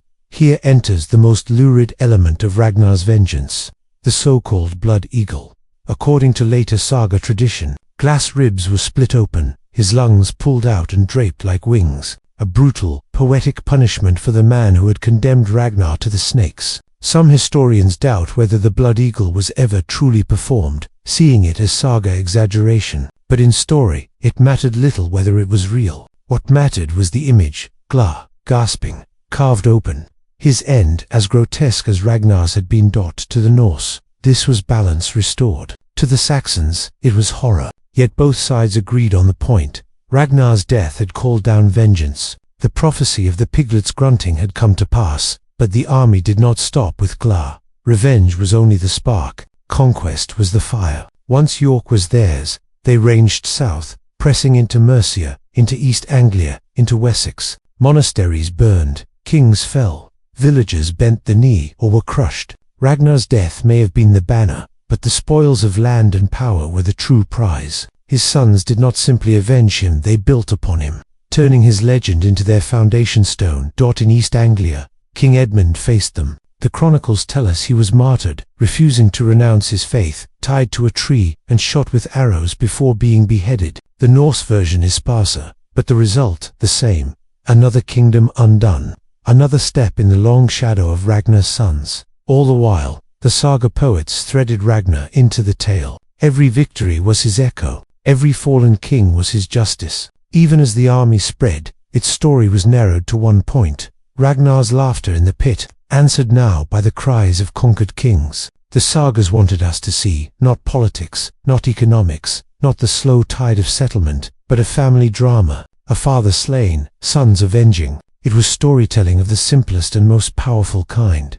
For the Anglo-Saxon monks writing their chronicles, this made the invaders even more terrifying. These were not mere raiders. They came with cause, with fury, with a vow. And men who fight for vengeance are harder to frighten away than men who fight for silver. The chronicles record each campaign with terse despair. This year they wintered here.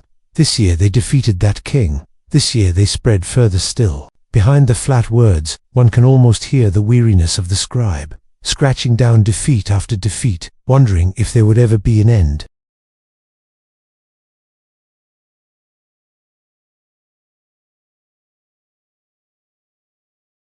Ragnar himself remained present in all this. Though long dead, His figure loomed like a ghost behind his sons.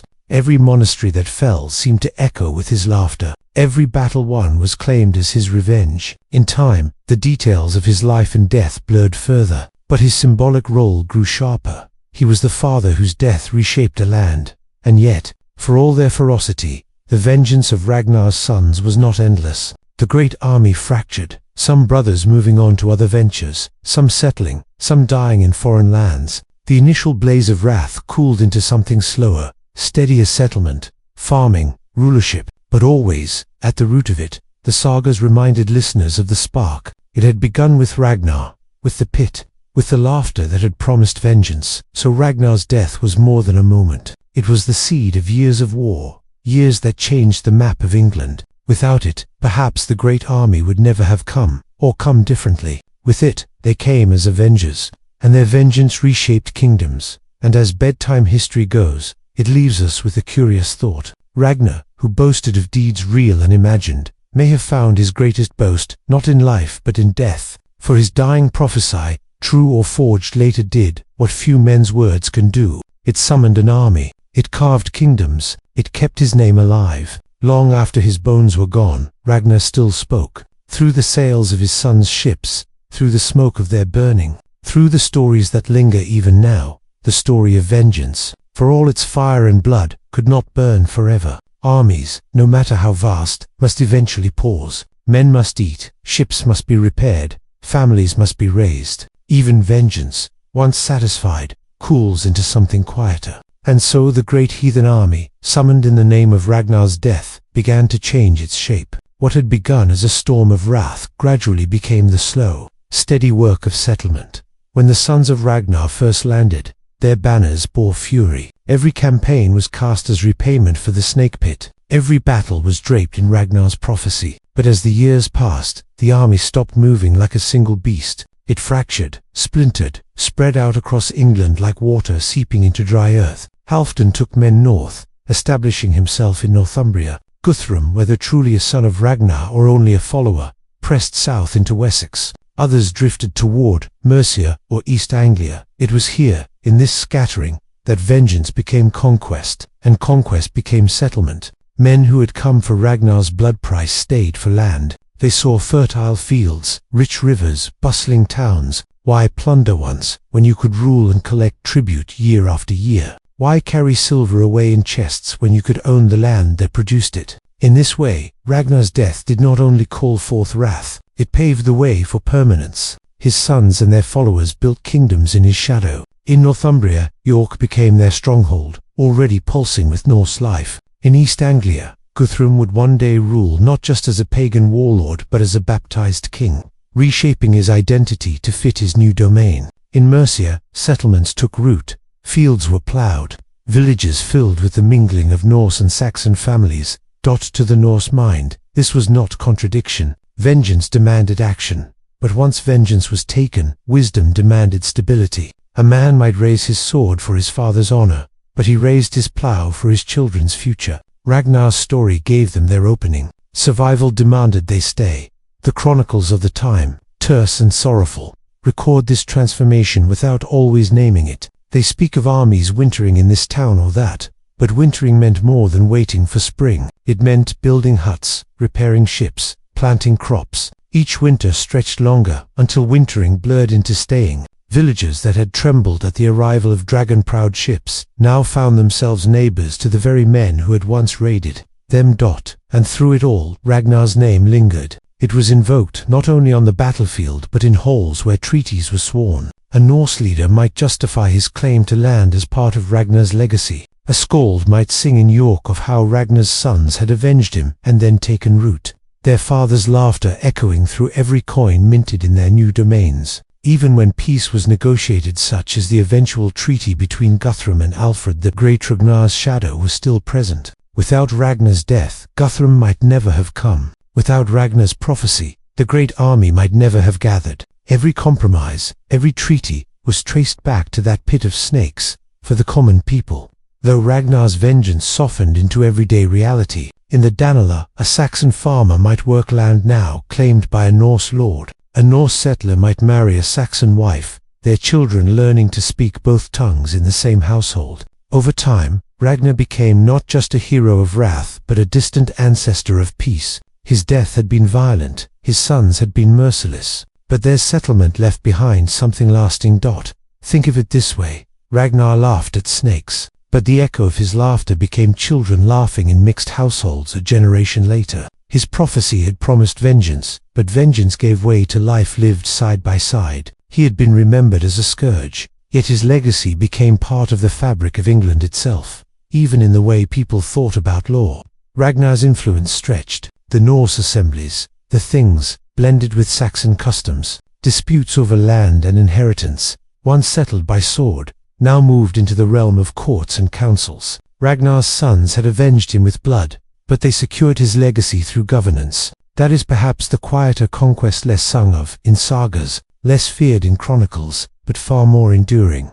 And so, as we drift with this story, we see Ragnar not only as the doomed raider in the snake pit, but as a ghost who lingered in laws, in language, in villages where Norse and Saxon lived side by side. His death sparked fury, but that fury settled into roots. It is strange to think a man's violent end could lead to generations of ordinary life. But such is the way of history. Ragnar's death was extraordinary, and yet it gave birth to the ordinary. Plows turning soil, children learning words, bakers kneading bread, traders haggling over wool and fish. These were the quieter echoes of vengeance, carried long after the blood had dried. And in all of this, Ragnar remained a symbol. For the Norse, he was the heroic ancestor, the man who faced death laughing. For the Saxons, he was the pagan scourge whose sons had nearly undone their kingdoms. For both, he was unforgettable. Even centuries later, his name would be sung, written, twisted into new stories.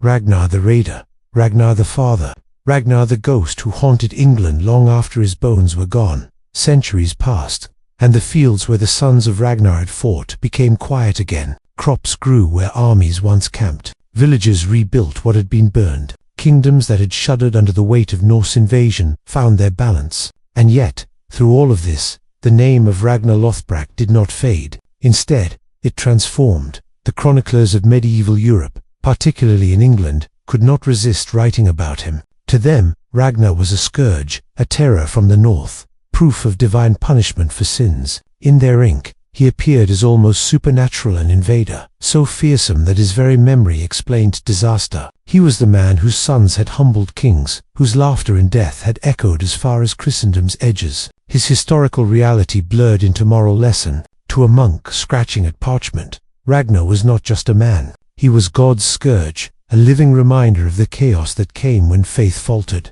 Meanwhile, in the north, a different pen took up Ragnar's story. The Icelandic sagas, compiled in the 13th and 14th centuries, breathed new life into him. These sagas, half history and half poetry, adored a good story, and Ragnar provided plenty. They painted him as a larger-than-life figure, not merely a raider but a king, a dragon slayer, a lover of shield maidens, a father of famous sons. His tales stretched across oceans and decades, untethered to the sober records of monks. In these sagas, Ragnar was not just the man who laughed at snakes. He was the man who wore trousers of raw cowhide dipped in pitch, earning the nickname Lothbrok, or Shaggy Breeches. He was the suitor who courted Lagertha, a fierce shield maiden who fought with her hair tied back in battle. He was the adventurer who battled serpents, sailed to distant lands, and fathered sons destined to shake kingdoms. It is here that myth and memory entwined. The sagas gave him more than history ever could. They gave him stories of magic and monsters, of love and betrayal, of triumph and doom. They turned him from a raider into a folk hero. And though scholars debate whether all of these tales belong to a single man, the sagas did not care. They knew their audience wanted heroes, and Ragnar fit the role perfectly. Why did Ragnar's story survive when so many others were lost? Part of the answer lies in his sons. Their deeds, written down in English and Frankish chronicles, kept Ragnar's memory alive. A father is remembered through his children, and Ragnar's children carved their names deep into Europe. To explain their rise, people looked backward to their father. Thus, Ragnar became the root of a mighty tree, even if the root was tangled in shadow.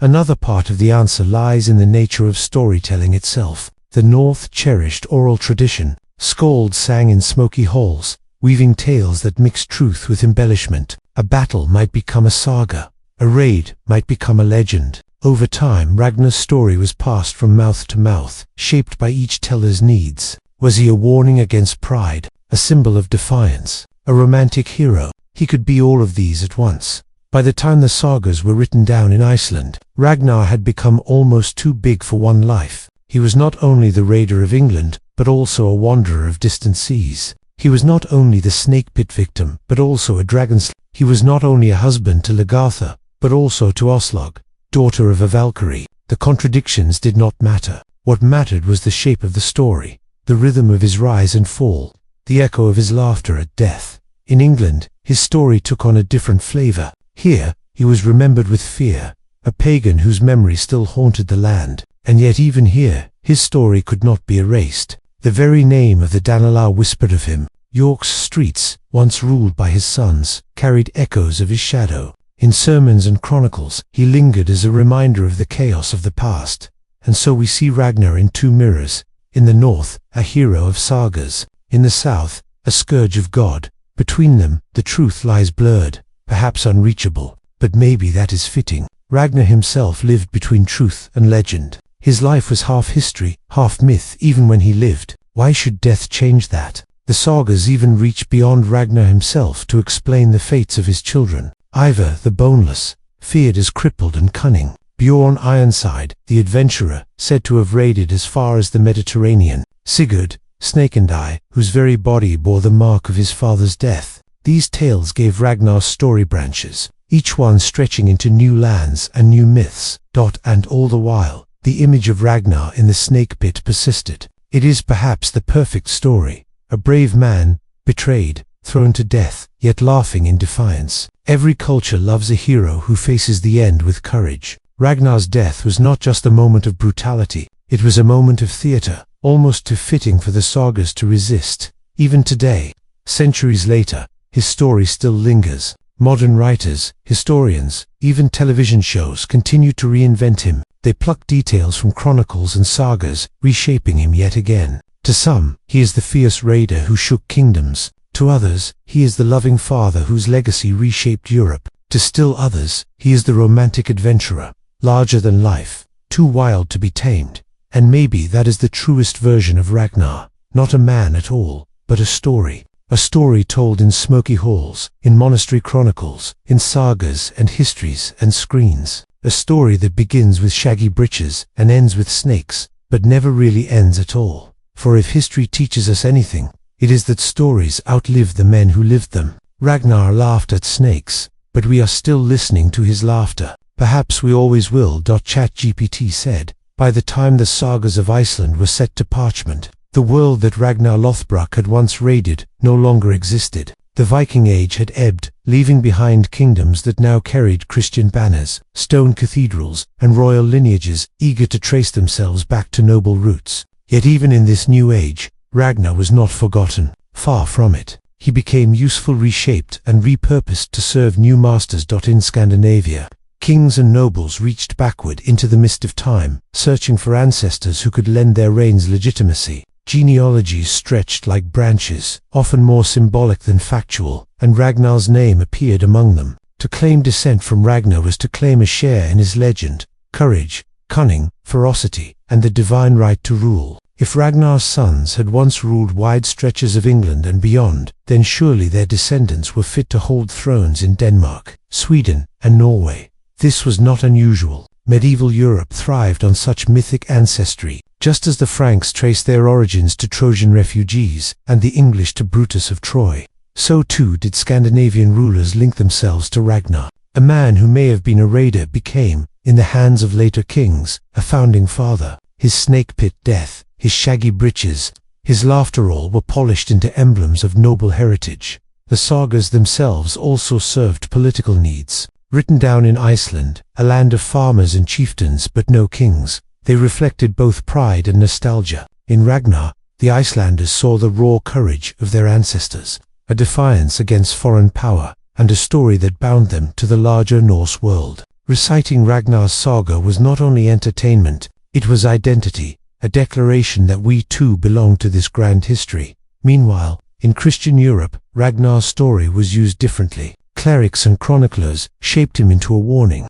He was the pagan scourge, the wild raider unleashed by God to punish sinful kingdoms. His son's campaigns across England were remembered as divine chastisement, teaching rulers and peasants alike the price of disobedience to heaven. In this telling, Ragnar was no longer a man but an instrument of God's wrath, wielded like a whip across Christendom. But memory is never stable. By the late Middle Ages, even in England, Ragnar began to drift into romance. Chroniclers softened his image, weaving him into chivalric tales. He appeared in genealogies not only of Scandinavians, but of English nobles who fancied a bit of Norse glamour in their past. The very terror that had once haunted them was repainted as noble ancestry, a strange transformation from nightmare into pride. This dual image of Ragnar as scourge and Ragnar as ancestor shows us the flexibility of legend. He could be whatever a society needed him to be. For Icelanders, he was heritage. For kings, he was legitimacy. For clerics,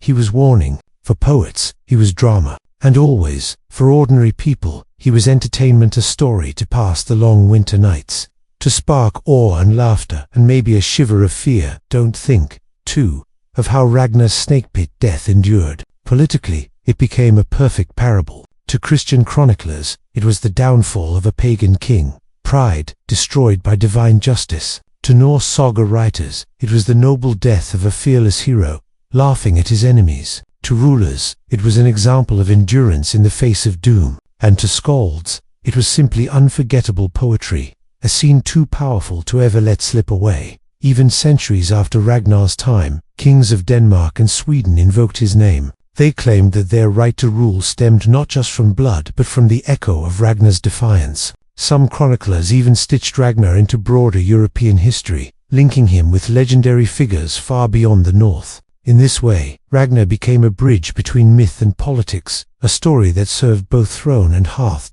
By the late medieval period, Europe's fascination with the distant past grew ever stronger. Antiquarians, chroniclers and storytellers gathered up tales like Ragnar's, mixing them freely with legend. It mattered less and less whether he had truly lived as described. What mattered was the resonance of his story. And so, Ragnar was carried into the Renaissance, not as a historical footnote, but as a legendary figure, a man whose name could still stir imagination. We should pause here and notice what this means. A raider, perhaps one of many, died in a snake pit. His sons carved a bloody path across England, and from that seed grew centuries of storytelling, reshaping him into a hero, a villain, a patriarch, and a symbol. This is not just Ragnar's story. It is the story of how history itself is made. Facts become memory. Memory becomes story. Story becomes myth. Myth becomes identity. And all the while, the man at the center slips further out of reach.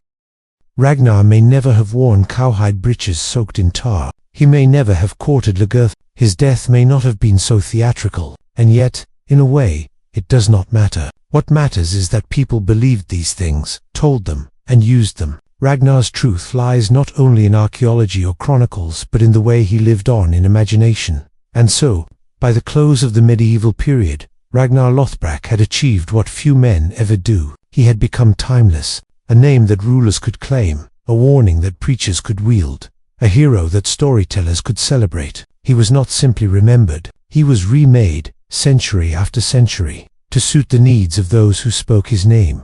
ChatGPT said, when the medieval world gave way to the Renaissance, Europe's obsession with the past only grew sharper. Humanist scholars sifted through chronicles, sagas, and genealogies, eager to rediscover old stories and reshape them for new audiences. Ragnar Lothbrok, with his dramatic life and death, fit neatly into this hunger for legends. Renaissance writers often looked backward for inspiration, pulling threads from classical antiquity, biblical tales, and medieval legends alike. Ragnar, though not classical, carried the grandeur of myth. His story echoed with the same rhythm as tales of Achilles or Hercules, bravery, adventure, tragic death. So he was quietly folded into the larger tapestry of heroic ancestors. Nobles with Scandinavian ties claimed him as part of their heritage. Genealogists listed him in long family trees, even when evidence was thin. For them, Ragnar's name was not about accuracy, it was about prestige. The Enlightenment era, with its emphasis on reason, might have been expected to discard Ragnar as mere fable, and yet, the opposite happened. Scholars of the 17th and 18th centuries began to catalogue the sagas systematically, translating them into Latin, French, German, and English. Ragnar's story traveled further than ever before. Now he was no longer just a Norse hero or a Scandinavian ancestor. He was a European figure, studied in universities, compared to mythic heroes of every culture. His snake pit death was dissected not only as story but as cultural symbol, a moment that revealed how the Norse valued bravery above life itself. But it was the 19th century, the age of Romanticism, that truly brought Ragnar roaring back into popular imagination. The Romantics loved wild landscapes, heroic deeds, and figures who stood defiant against fate. Ragnar was perfect for them. He was the embodiment of northern spirit, fierce, independent, laughing even in death. Painters, poets, and playwrights reimagined him. In Denmark, Sweden, and Norway,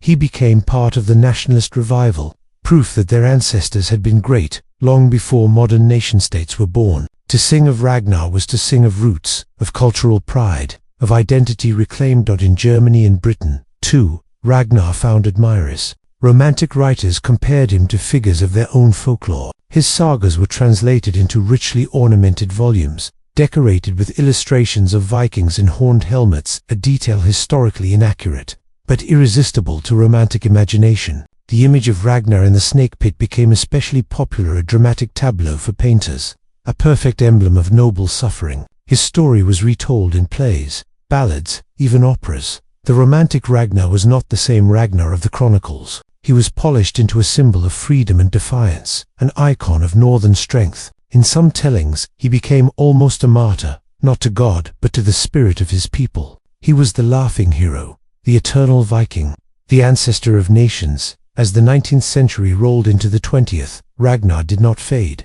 Instead, he shifted once again. Scholars, armed with archaeology and critical methods, tried to peel away the myth. They asked, was Ragnar real? Was he many men combined into one? Did his sons truly act as his sagas claim? Books and journal articles debated him endlessly, each trying to untangle the knot of legend and fact. But while scholars dissected, popular culture embraced. Ragnar became a staple of novels, comic books, and later television. The 20th century loved adventure, and Ragnar provided it. He was a hero for children's a villain for Christian moral tales, a symbol for Scandinavian pride, and a character in historical fiction. Then came the 21st century, and with it, Ragnar was reborn yet again, this time on screens around the world. Television series and films reimagined him for modern audiences, giving him a rugged face, a troubled heart, a love triangle, and endless charisma. These adaptations blurred history even further, but they carried Ragnar's name into households across continents. Millions who had never heard of sagas or chronicles now knew Ragnar as a living character, fierce and flawed, a man caught between family, power, and fate. This modern Ragnar, like all before him, is a mirror. He reflects what audiences crave. In an age that admires complexity, Ragnar is not simply hero or villain. He is both. He is a man of loyalty and betrayal, love and cruelty, faith and doubt. His snake pit death remains, but now it is framed as tragic destiny, not just noble defiance. His story is crafted to feel human, even as it remains larger than life.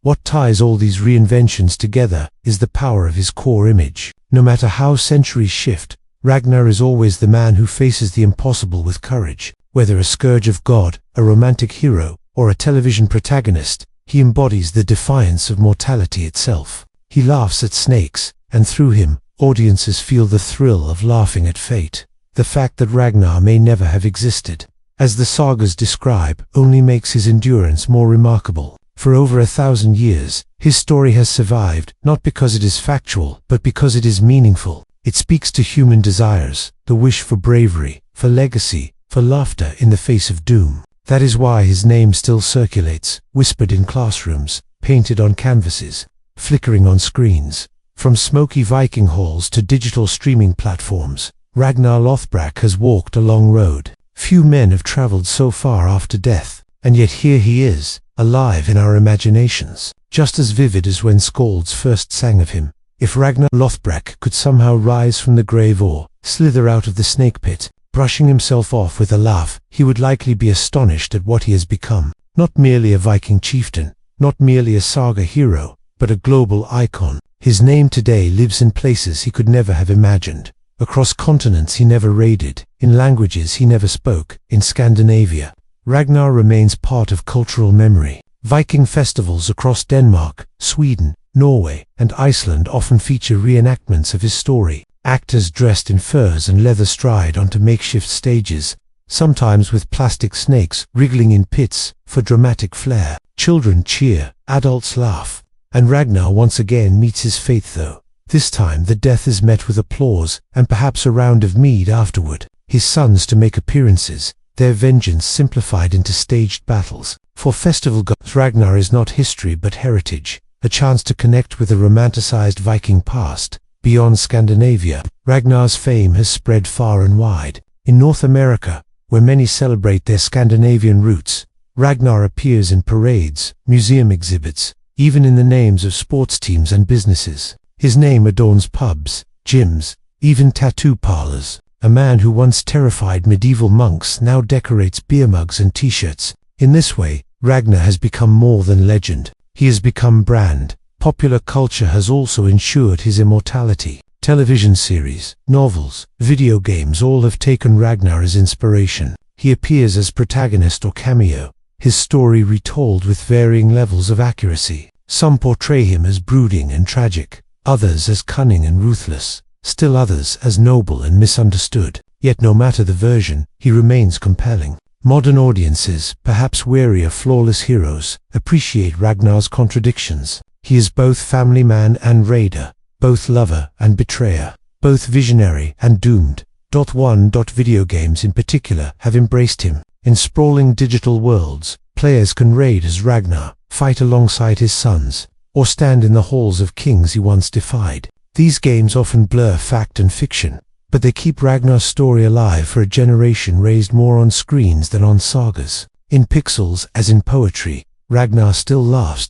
Academia, meanwhile, treats Ragnar with a mix of skepticism and fascination. Historians remind us that Ragnar may be a composite figure, stitched together from multiple leaders of the Viking Age. Archaeologists search for evidence that might tie the Arga hero to real burials or settlements. Philologists study the sagas, noting how oral tradition shaped his tale. Yet even as they peel back layers of myth, scholars admit that Ragnar's legend has value beyond fact. He tells us how people in the past imagined themselves, what qualities they admired, what stories they needed. In this way, Ragnar is both historical puzzle and cultural treasure. His story also speaks to broader human questions. Why do we admire those who face death unflinching? Why do we keep retelling the tale of defiance in the face of doom? Ragnar's laughter in the snake pit is not merely Norse bravado, it is a universal fantasy, the dream that we too might meet the inevitable with courage. That image transcends time, culture, and faith. It is why Ragnar still matters today. Ragnar may never have worn cowhide breeches soaked in tar. He may never have courted Lagertha. His death may not have been so theatrical. And yet, in a way, it does not matter. What matters is that people believed these things, told them, and used them. Ragnar's truth lies not only in archaeology or chronicles, but in the way he lived on in imagination. And so, by the close of the medieval period, Ragnar Lothbrok had achieved what few men ever do. He had become timeless, a name that rulers could claim, a warning that preachers could wield, a hero that storytellers could celebrate. He was not simply remembered, he was remade, century after century, to suit the needs of those who spoke his name. ChatGPT said, when the medieval world gave way to the Renaissance, Europe's obsession with the past only grew sharper. Humanist scholars sifted through chronicles, sagas, and genealogies, eager to rediscover old stories and reshape them for new audiences. Ragnar Lothbrok, with his dramatic life and death, fit neatly into this hunger for legends. Renaissance writers often looked backward for inspiration, pulling threads from classical antiquity, biblical tales, and medieval legends alike. Ragnar, though not classical, carried the grandeur of myth. His story echoed with the same rhythm as tales of Achilles or Hercules, bravery, adventure, tragic death. So he was quietly folded into the larger tapestry of heroic ancestors. Nobles with Scandinavian ties claimed him as part of their heritage. Genealogists listed him in long family trees, even when evidence was thin. For them, Ragnar's name was not about accuracy, it was about prestige. The Enlightenment era, with its emphasis on reason, might have been expected to discard Ragnar as mere fable. And yet, the opposite happened. Scholars of the 17th and 18th centuries began to catalogue the sagas systematically, translating them into Latin, French, German, and English. Ragnar's story travelled further than ever before. Now he was no longer just a Norse hero or a Scandinavian ancestor. He was a European figure, studied in universities, compared to mythic heroes of every culture. His snake pit death was dissected, not only as story, but as cultural symbol. A moment that revealed how the Norse valued bravery above life itself. But it was the 19th century, the age of Romanticism, that truly brought Ragnar roaring back into popular imagination. The Romantics loved wild landscapes, heroic deeds, and figures who stood defiant against fate. Ragnar was perfect for them. He was the embodiment of northern spirit, fierce, independent, laughing even in death. Painters, poets, and playwrights reimagined him. In Denmark, Sweden, and Norway, he became part of the nationalist revival, proof that their ancestors had been great long before modern nation-states were born. To sing of Ragnar was to sing of roots, of cultural pride, of identity reclaimed. In Germany and Britain, too, Ragnar found admirers. Romantic writers compared him to figures of their own folklore. His sagas were translated into richly ornamented volumes, decorated with illustrations of Vikings in horned helmets, a detail historically inaccurate, but irresistible to romantic imagination. The image of Ragnar in the snake pit became especially popular, a dramatic tableau for painters, a perfect emblem of noble suffering. His story was retold in plays, ballads, even operas. The romantic Ragnar was not the same Ragnar of the chronicles. He was polished into a symbol of freedom and defiance, an icon of northern strength. In some tellings, he became almost a martyr, not to God but to the spirit of his people. He was the laughing hero, the eternal Viking, the ancestor of nations. As the 19th century rolled into the 20th, Ragnar did not fade. Instead, he shifted once again. Scholars, armed with archaeology and critical methods, tried to peel away the myth. They asked, was Ragnar real? Was he many men combined into one? Did his sons truly act as his sagas claim? Books and journal articles debated him endlessly, each trying to untangle the knot of legend and fact. But while scholars dissected, popular culture embraced. Ragnar became a staple of novels, comic books, and later television. The 20th century loved adventure, and Ragnar provided it. He was a hero for children's reading, a villain for Christian moral tales, a symbol for Scandinavian pride, and a character in historical fiction. Then came the 21st century, and with it, Ragnar was reborn yet again, this time on screens around the world. Television series and films reimagined him for modern audiences, giving him a rugged face, a troubled heart, a love triangle, and endless charisma. These adaptations blurred history even further, but they carried Ragnar's name into households across continents. Millions who had never heard of sagas or chronicles now knew Ragnar as a living character, fierce and flawed, a man caught between family, power, and fate. This modern Ragnar, like all before him, is a mirror. He reflects what audiences crave. In an age that admires complexity, Ragnar is not simply hero or villain. He is both. He is a man of loyalty and betrayal, love and cruelty, faith and doubt. His snake pit death remains, but now it is framed as tragic destiny, not just noble defiance. His story is crafted to feel human, even as it remains larger than life. What ties all these reinventions together is the power of his core image. No matter how centuries shift, Ragnar is always the man who faces the impossible with courage. Whether a scourge of God, a romantic hero, or a television protagonist, he embodies the defiance of mortality itself. He laughs at snakes, and through him, audiences feel the thrill of laughing at fate. The fact that Ragnar may never have existed, as the sagas describe, only makes his endurance more remarkable. For over 1,000 years, his story has survived, not because it is factual, but because it is meaningful. It speaks to human desires, the wish for bravery, for legacy, for laughter in the face of doom. That is why his name still circulates, whispered in classrooms, painted on canvases, flickering on screens.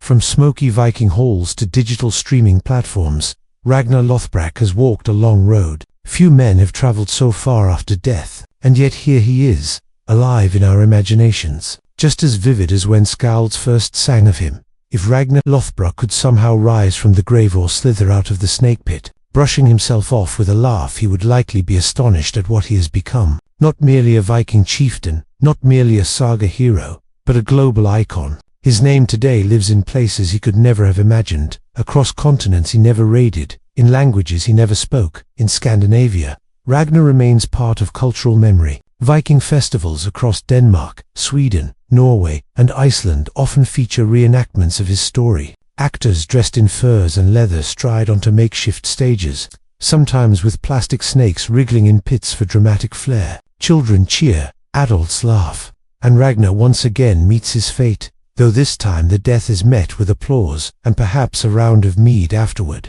His sons to make appearances, their vengeance simplified into staged battles. For festival-goers, Ragnar is not history but heritage, a chance to connect with a romanticized Viking past. Beyond Scandinavia, Ragnar's fame has spread far and wide. In North America, where many celebrate their Scandinavian roots, Ragnar appears in parades, museum exhibits, even in the names of sports teams and businesses. His name adorns pubs, gyms, even tattoo parlors. A man who once terrified medieval monks now decorates beer mugs and t-shirts. In this way, Ragnar has become more than legend. He has become brand. Popular culture has also ensured his immortality. Television series, novels, video games all have taken Ragnar as inspiration. He appears as protagonist or cameo, his story retold with varying levels of accuracy. Some portray him as brooding and tragic, others as cunning and ruthless, still others as noble and misunderstood. Yet no matter the version, he remains compelling. Modern audiences, perhaps weary of flawless heroes, appreciate Ragnar's contradictions. He is both family man and raider, both lover and betrayer, both visionary and doomed. Video games in particular have embraced him. In sprawling digital worlds, players can raid as Ragnar, fight alongside his sons, or stand in the halls of kings he once defied. These games often blur fact and fiction, but they keep Ragnar's story alive for a generation raised more on screens than on sagas. In pixels as in poetry, Ragnar still laughs. Academia, meanwhile, treats Ragnar with a mix of skepticism and fascination. Historians remind us that Ragnar may be a composite figure, stitched together from multiple leaders of the Viking Age. Archaeologists search for evidence that might tie the saga hero to real burials or settlements. Philologists study the sagas, noting how oral tradition shaped his tale. Yet, even as they peel back layers of myth, scholars admit that Ragnar's legend has value beyond fact. He tells us how people in the past imagined themselves, what qualities they admired, what stories they needed. In this way, Ragnar is both historical puzzle and cultural treasure.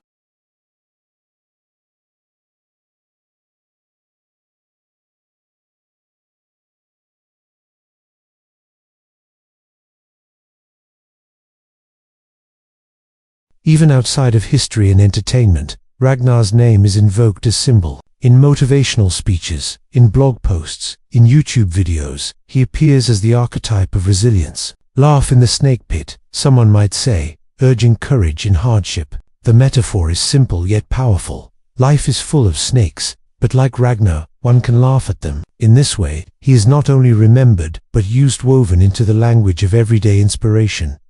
At Viking reenactment societies, Ragnar often serves as centerpiece. Enthusiasts debate how he might have dressed, what weapons he would have carried, how he might have spoken. Some attempt to recreate the shaggy breeches of his nickname, soaking fabric in pitch and ash to achieve that mythical look. Others focus on his relationships. Was Lagertha real? Was Oz? Did Ragnar truly father all those sons? Around campfires and within historical societies, the debate continues, not just academic, but playful, a kind of living storytelling.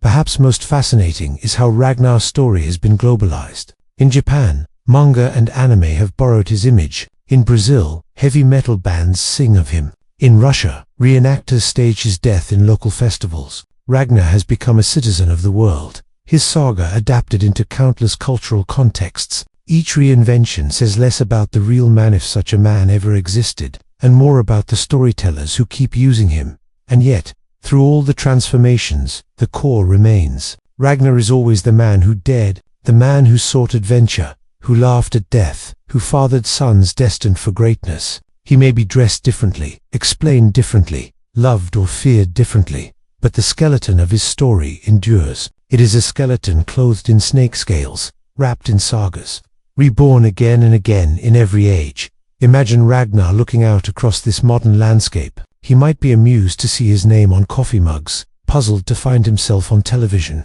skeptical at scholars arguing about his trousers. But he would likely smile, too, hearing his story sung in new ways. For a man who once sought fame through raids, what greater fame could there be than to live forever in human imagination? The legacy of Ragnar Lothbrok today is not merely about Vikings or history, it is about the endurance of storytelling itself. 1,000 years after his supposed death, he remains alive because people need him. They need his courage, his defiance, his laughter, and so long as those needs persist, Ragnar will not die. Hey guys, welcome back. And as we settle into this final stretch of Ragnar's long winding journey, let's allow the firelight of our imagination to burn a little lower, a little softer, because now, at last, we come to the closing chapter, not of Ragnar's story, exactly, for that will never truly close, but of our telling of it tonight. Ragnar, the man, the myth, the legend. At the beginning, he was but a name in sagas, a rumor whispered by monks, a daring chieftain with ragged breeches and lofty dreams. He lived in an age when Europe was trembling under the sails of the Northmen, when kingdoms cracked under raids, when new cultures collided with violence and awe. And somehow, from all the chaos, Ragnar emerged as more than just another Viking. He became the face of an entire era. We followed him from his supposed youth as a restless raider, through his bold adventures across seas and rivers, through his tangled loves and his legendary sons. We stood with him as he challenged kings, as he pushed deeper into foreign lands, as he embraced both triumph and betrayal. And finally, we stood beside him in that fateful snake pit, where, laughing in the coils of death, he transformed into something greater than flesh. But of course, death was not the end. His story did not fade into silence. Instead, his sons carried it forward, storming the shores of England with the great heathen army, testing the might of Alfred the Great, founding kingdoms that would outlast their own lifetimes. Ragnar's death became their reason, their fuel, their destiny. In every sword raised, every settlement carved out of foreign soil, Ragnar's laughter echoed. And beyond even that generation, the story spread. It flowed from Norse sagas into medieval chronicles, into songs and poems, into manuscripts read by scholars centuries later. It shifted shape in every retelling, sometimes tragic, sometimes heroic, always magnetic. By the time the modern world awoke to the Viking age, Ragnar had already been carried along like driftwood on the tides of memory. He was no longer just a man, he was a symbol. What fascinates us, I think, is not just Ragnar's bravery or his conquests, but the way he straddles the line between real and unreal. We do not know if he truly lived as described. We cannot pin him down with the precision of archaeology or the certainty of chroniclers. And yet, we feel he must have lived because someone had to. Someone bold enough, strange enough, unforgettable enough to spark such a legend. He is both fact and fiction, history and dream. Perhaps that is what makes him timeless. We can never quite close the book on Ragnar, because the book was never complete to begin with. Each age writes its own ending. Medieval monks painted him as a scourge of God, saga writers painted him as a doomed hero, modern storytellers paint him as a tragic anti-hero, a flawed visionary, and each of us, sitting here in the quiet, paints him again in our own imagination. It is this act of painting and repainting, of retelling and reimagining, that keeps Ragnar alive. Legends survive, not because they are true in every detail, but because they hold truths deeper than detail. Ragnar teaches us about ambition, about the hunger for more. He teaches us about the price of pride, about the inevitability of death, and above all, he teaches us that even in death, one can leave behind a laugh so loud it rings across centuries. As you close your eyes tonight, perhaps imagine Ragnar one last time, not in the snake pit, not on a battlefield, not aboard a dragon-proud ship. Imagine him instead on a quiet shore, the wind in his hair, the sea before him, his sons already grown, his raids already sung. For once, no enemies on the horizon, just a man looking out at the endless waves. wondering what stories people will tell of him when he is gone. And now, of course, we know. They told his story in sagas and festivals, in classrooms and films. They told it around firesides and in Netflix binges, in scholarly debates, and in the laughter of reenactors dressed in fur and leather. They told it so much, so often, so passionately, that here we are tonight, telling it again. Ragnar dreamed of fame, and fame he got more than he could ever have imagined. So let's end where we began. Ragnar, father, raider, king, exile, hero, villain, dreamer, myth. He has been all these things, and will continue to be all these things, long after we've stopped speaking. Because that is what legends do. They slip from hand to hand, from tongue to tongue, until they become part of us all. And with that, my friends, it is time to let Ragnar rest. Not in the snake pit, not in some scholar's footnote, but in your imagination, where he belongs, alive, laughing, daring, forever reaching for the next horizon. So close your eyes, drift off, and let Ragnar's sails carry you into dreams. For the night is long, the sea is wide, and the stories, like the waves, never end. Good night. Hey guys, welcome back. And as we settle into this final stretch of Ragnar's long winding journey, let's allow the firelight of our imagination to burn a little lower, a little softer, because now, at last, we come to the closing chapter, not of Ragnar's story, exactly, for that will never truly close, but of our telling of it tonight. Ragnar, the man, the myth, the legend. At the beginning, he was but a name in sagas, a rumor whispered by monks, a daring chieftain with ragged breeches and lofty dreams. He lived in an age when Europe was trembling under the sails of the Northmen, when kingdoms cracked under raids, when new cultures collided with violence and awe. And somehow, from all the chaos, Ragnar emerged as more than just another Viking. He became the face of an entire era. We followed him from his supposed youth as a restless raider, through his bold adventures across seas and rivers, through his tangled loves and his legendary sons. We stood with him as he challenged kings, as he pushed deeper into foreign lands, as he embraced both triumph and betrayal. And finally, we stood beside him in that fateful snake pit, where, laughing in the coils of death, he transformed into something greater than flesh. But of course, death was not the end. His story did not fade into silence. Instead, his sons carried it forward, storming the shores of England with the great heathen army, testing the might of Alfred the Great, founding kingdoms that would outlast their own lifetimes. Ragnar's death became their reason, their fuel, their destiny. In every sword raised, every settlement carved out of foreign soil, Ragnar's laughter echoed. And beyond even that generation, the story spread. It flowed from Norse sagas into medieval chronicles, into songs and poems, into manuscripts read by scholars centuries later. It shifted shape in every retelling, sometimes tragic, sometimes heroic, always magnetic. By the time the modern world awoke to the Viking Age, Ragnar had already been carried along like driftwood on the tides of memory. He was no longer just a man, he was a symbol. What fascinates us, I think, is not just Ragnar's bravery or his conquests, but the way he straddles the line between real and unreal. We do not know if he truly lived as described. We cannot pin him down with the precision of archaeology or the certainty of chroniclers, and yet, we feel he must have lived because someone had to. Someone bold enough, strange enough, unforgettable enough to spark such a legend. He is both fact and fiction, history and dream.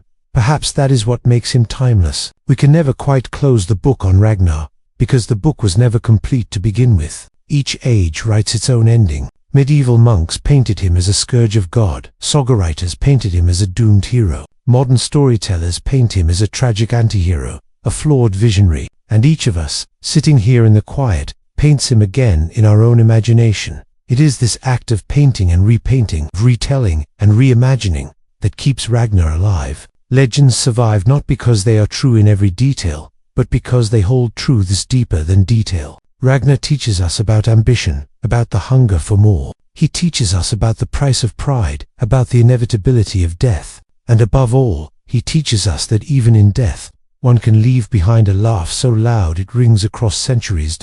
As you close your eyes tonight, perhaps imagine Ragnar one last time, not in the snake pit, not on a battlefield, not aboard a dragon-proud ship. Imagine him instead on a quiet shore, the wind in his hair, the sea before him, his sons already grown, his raids already sung. For once, no enemies on the horizon, just a man looking out at the endless waves, wondering what stories people will tell of him when he is gone. And now, of course, we know. They told his story in sagas and festivals, in classrooms and films. They told it around firesides and in Netflix binges, in scholarly debates, and in the laughter of reenactors dressed in fur and leather. They told it so much, so often, so passionately, that here we are tonight, telling it again. Ragnar dreamed of fame, and fame he got more than he could ever have imagined. So let's end where we began. Ragnar Lothbrok, father, raider, king, exile, hero, villain, dreamer, myth. He has been all these things, and will continue to be all these things,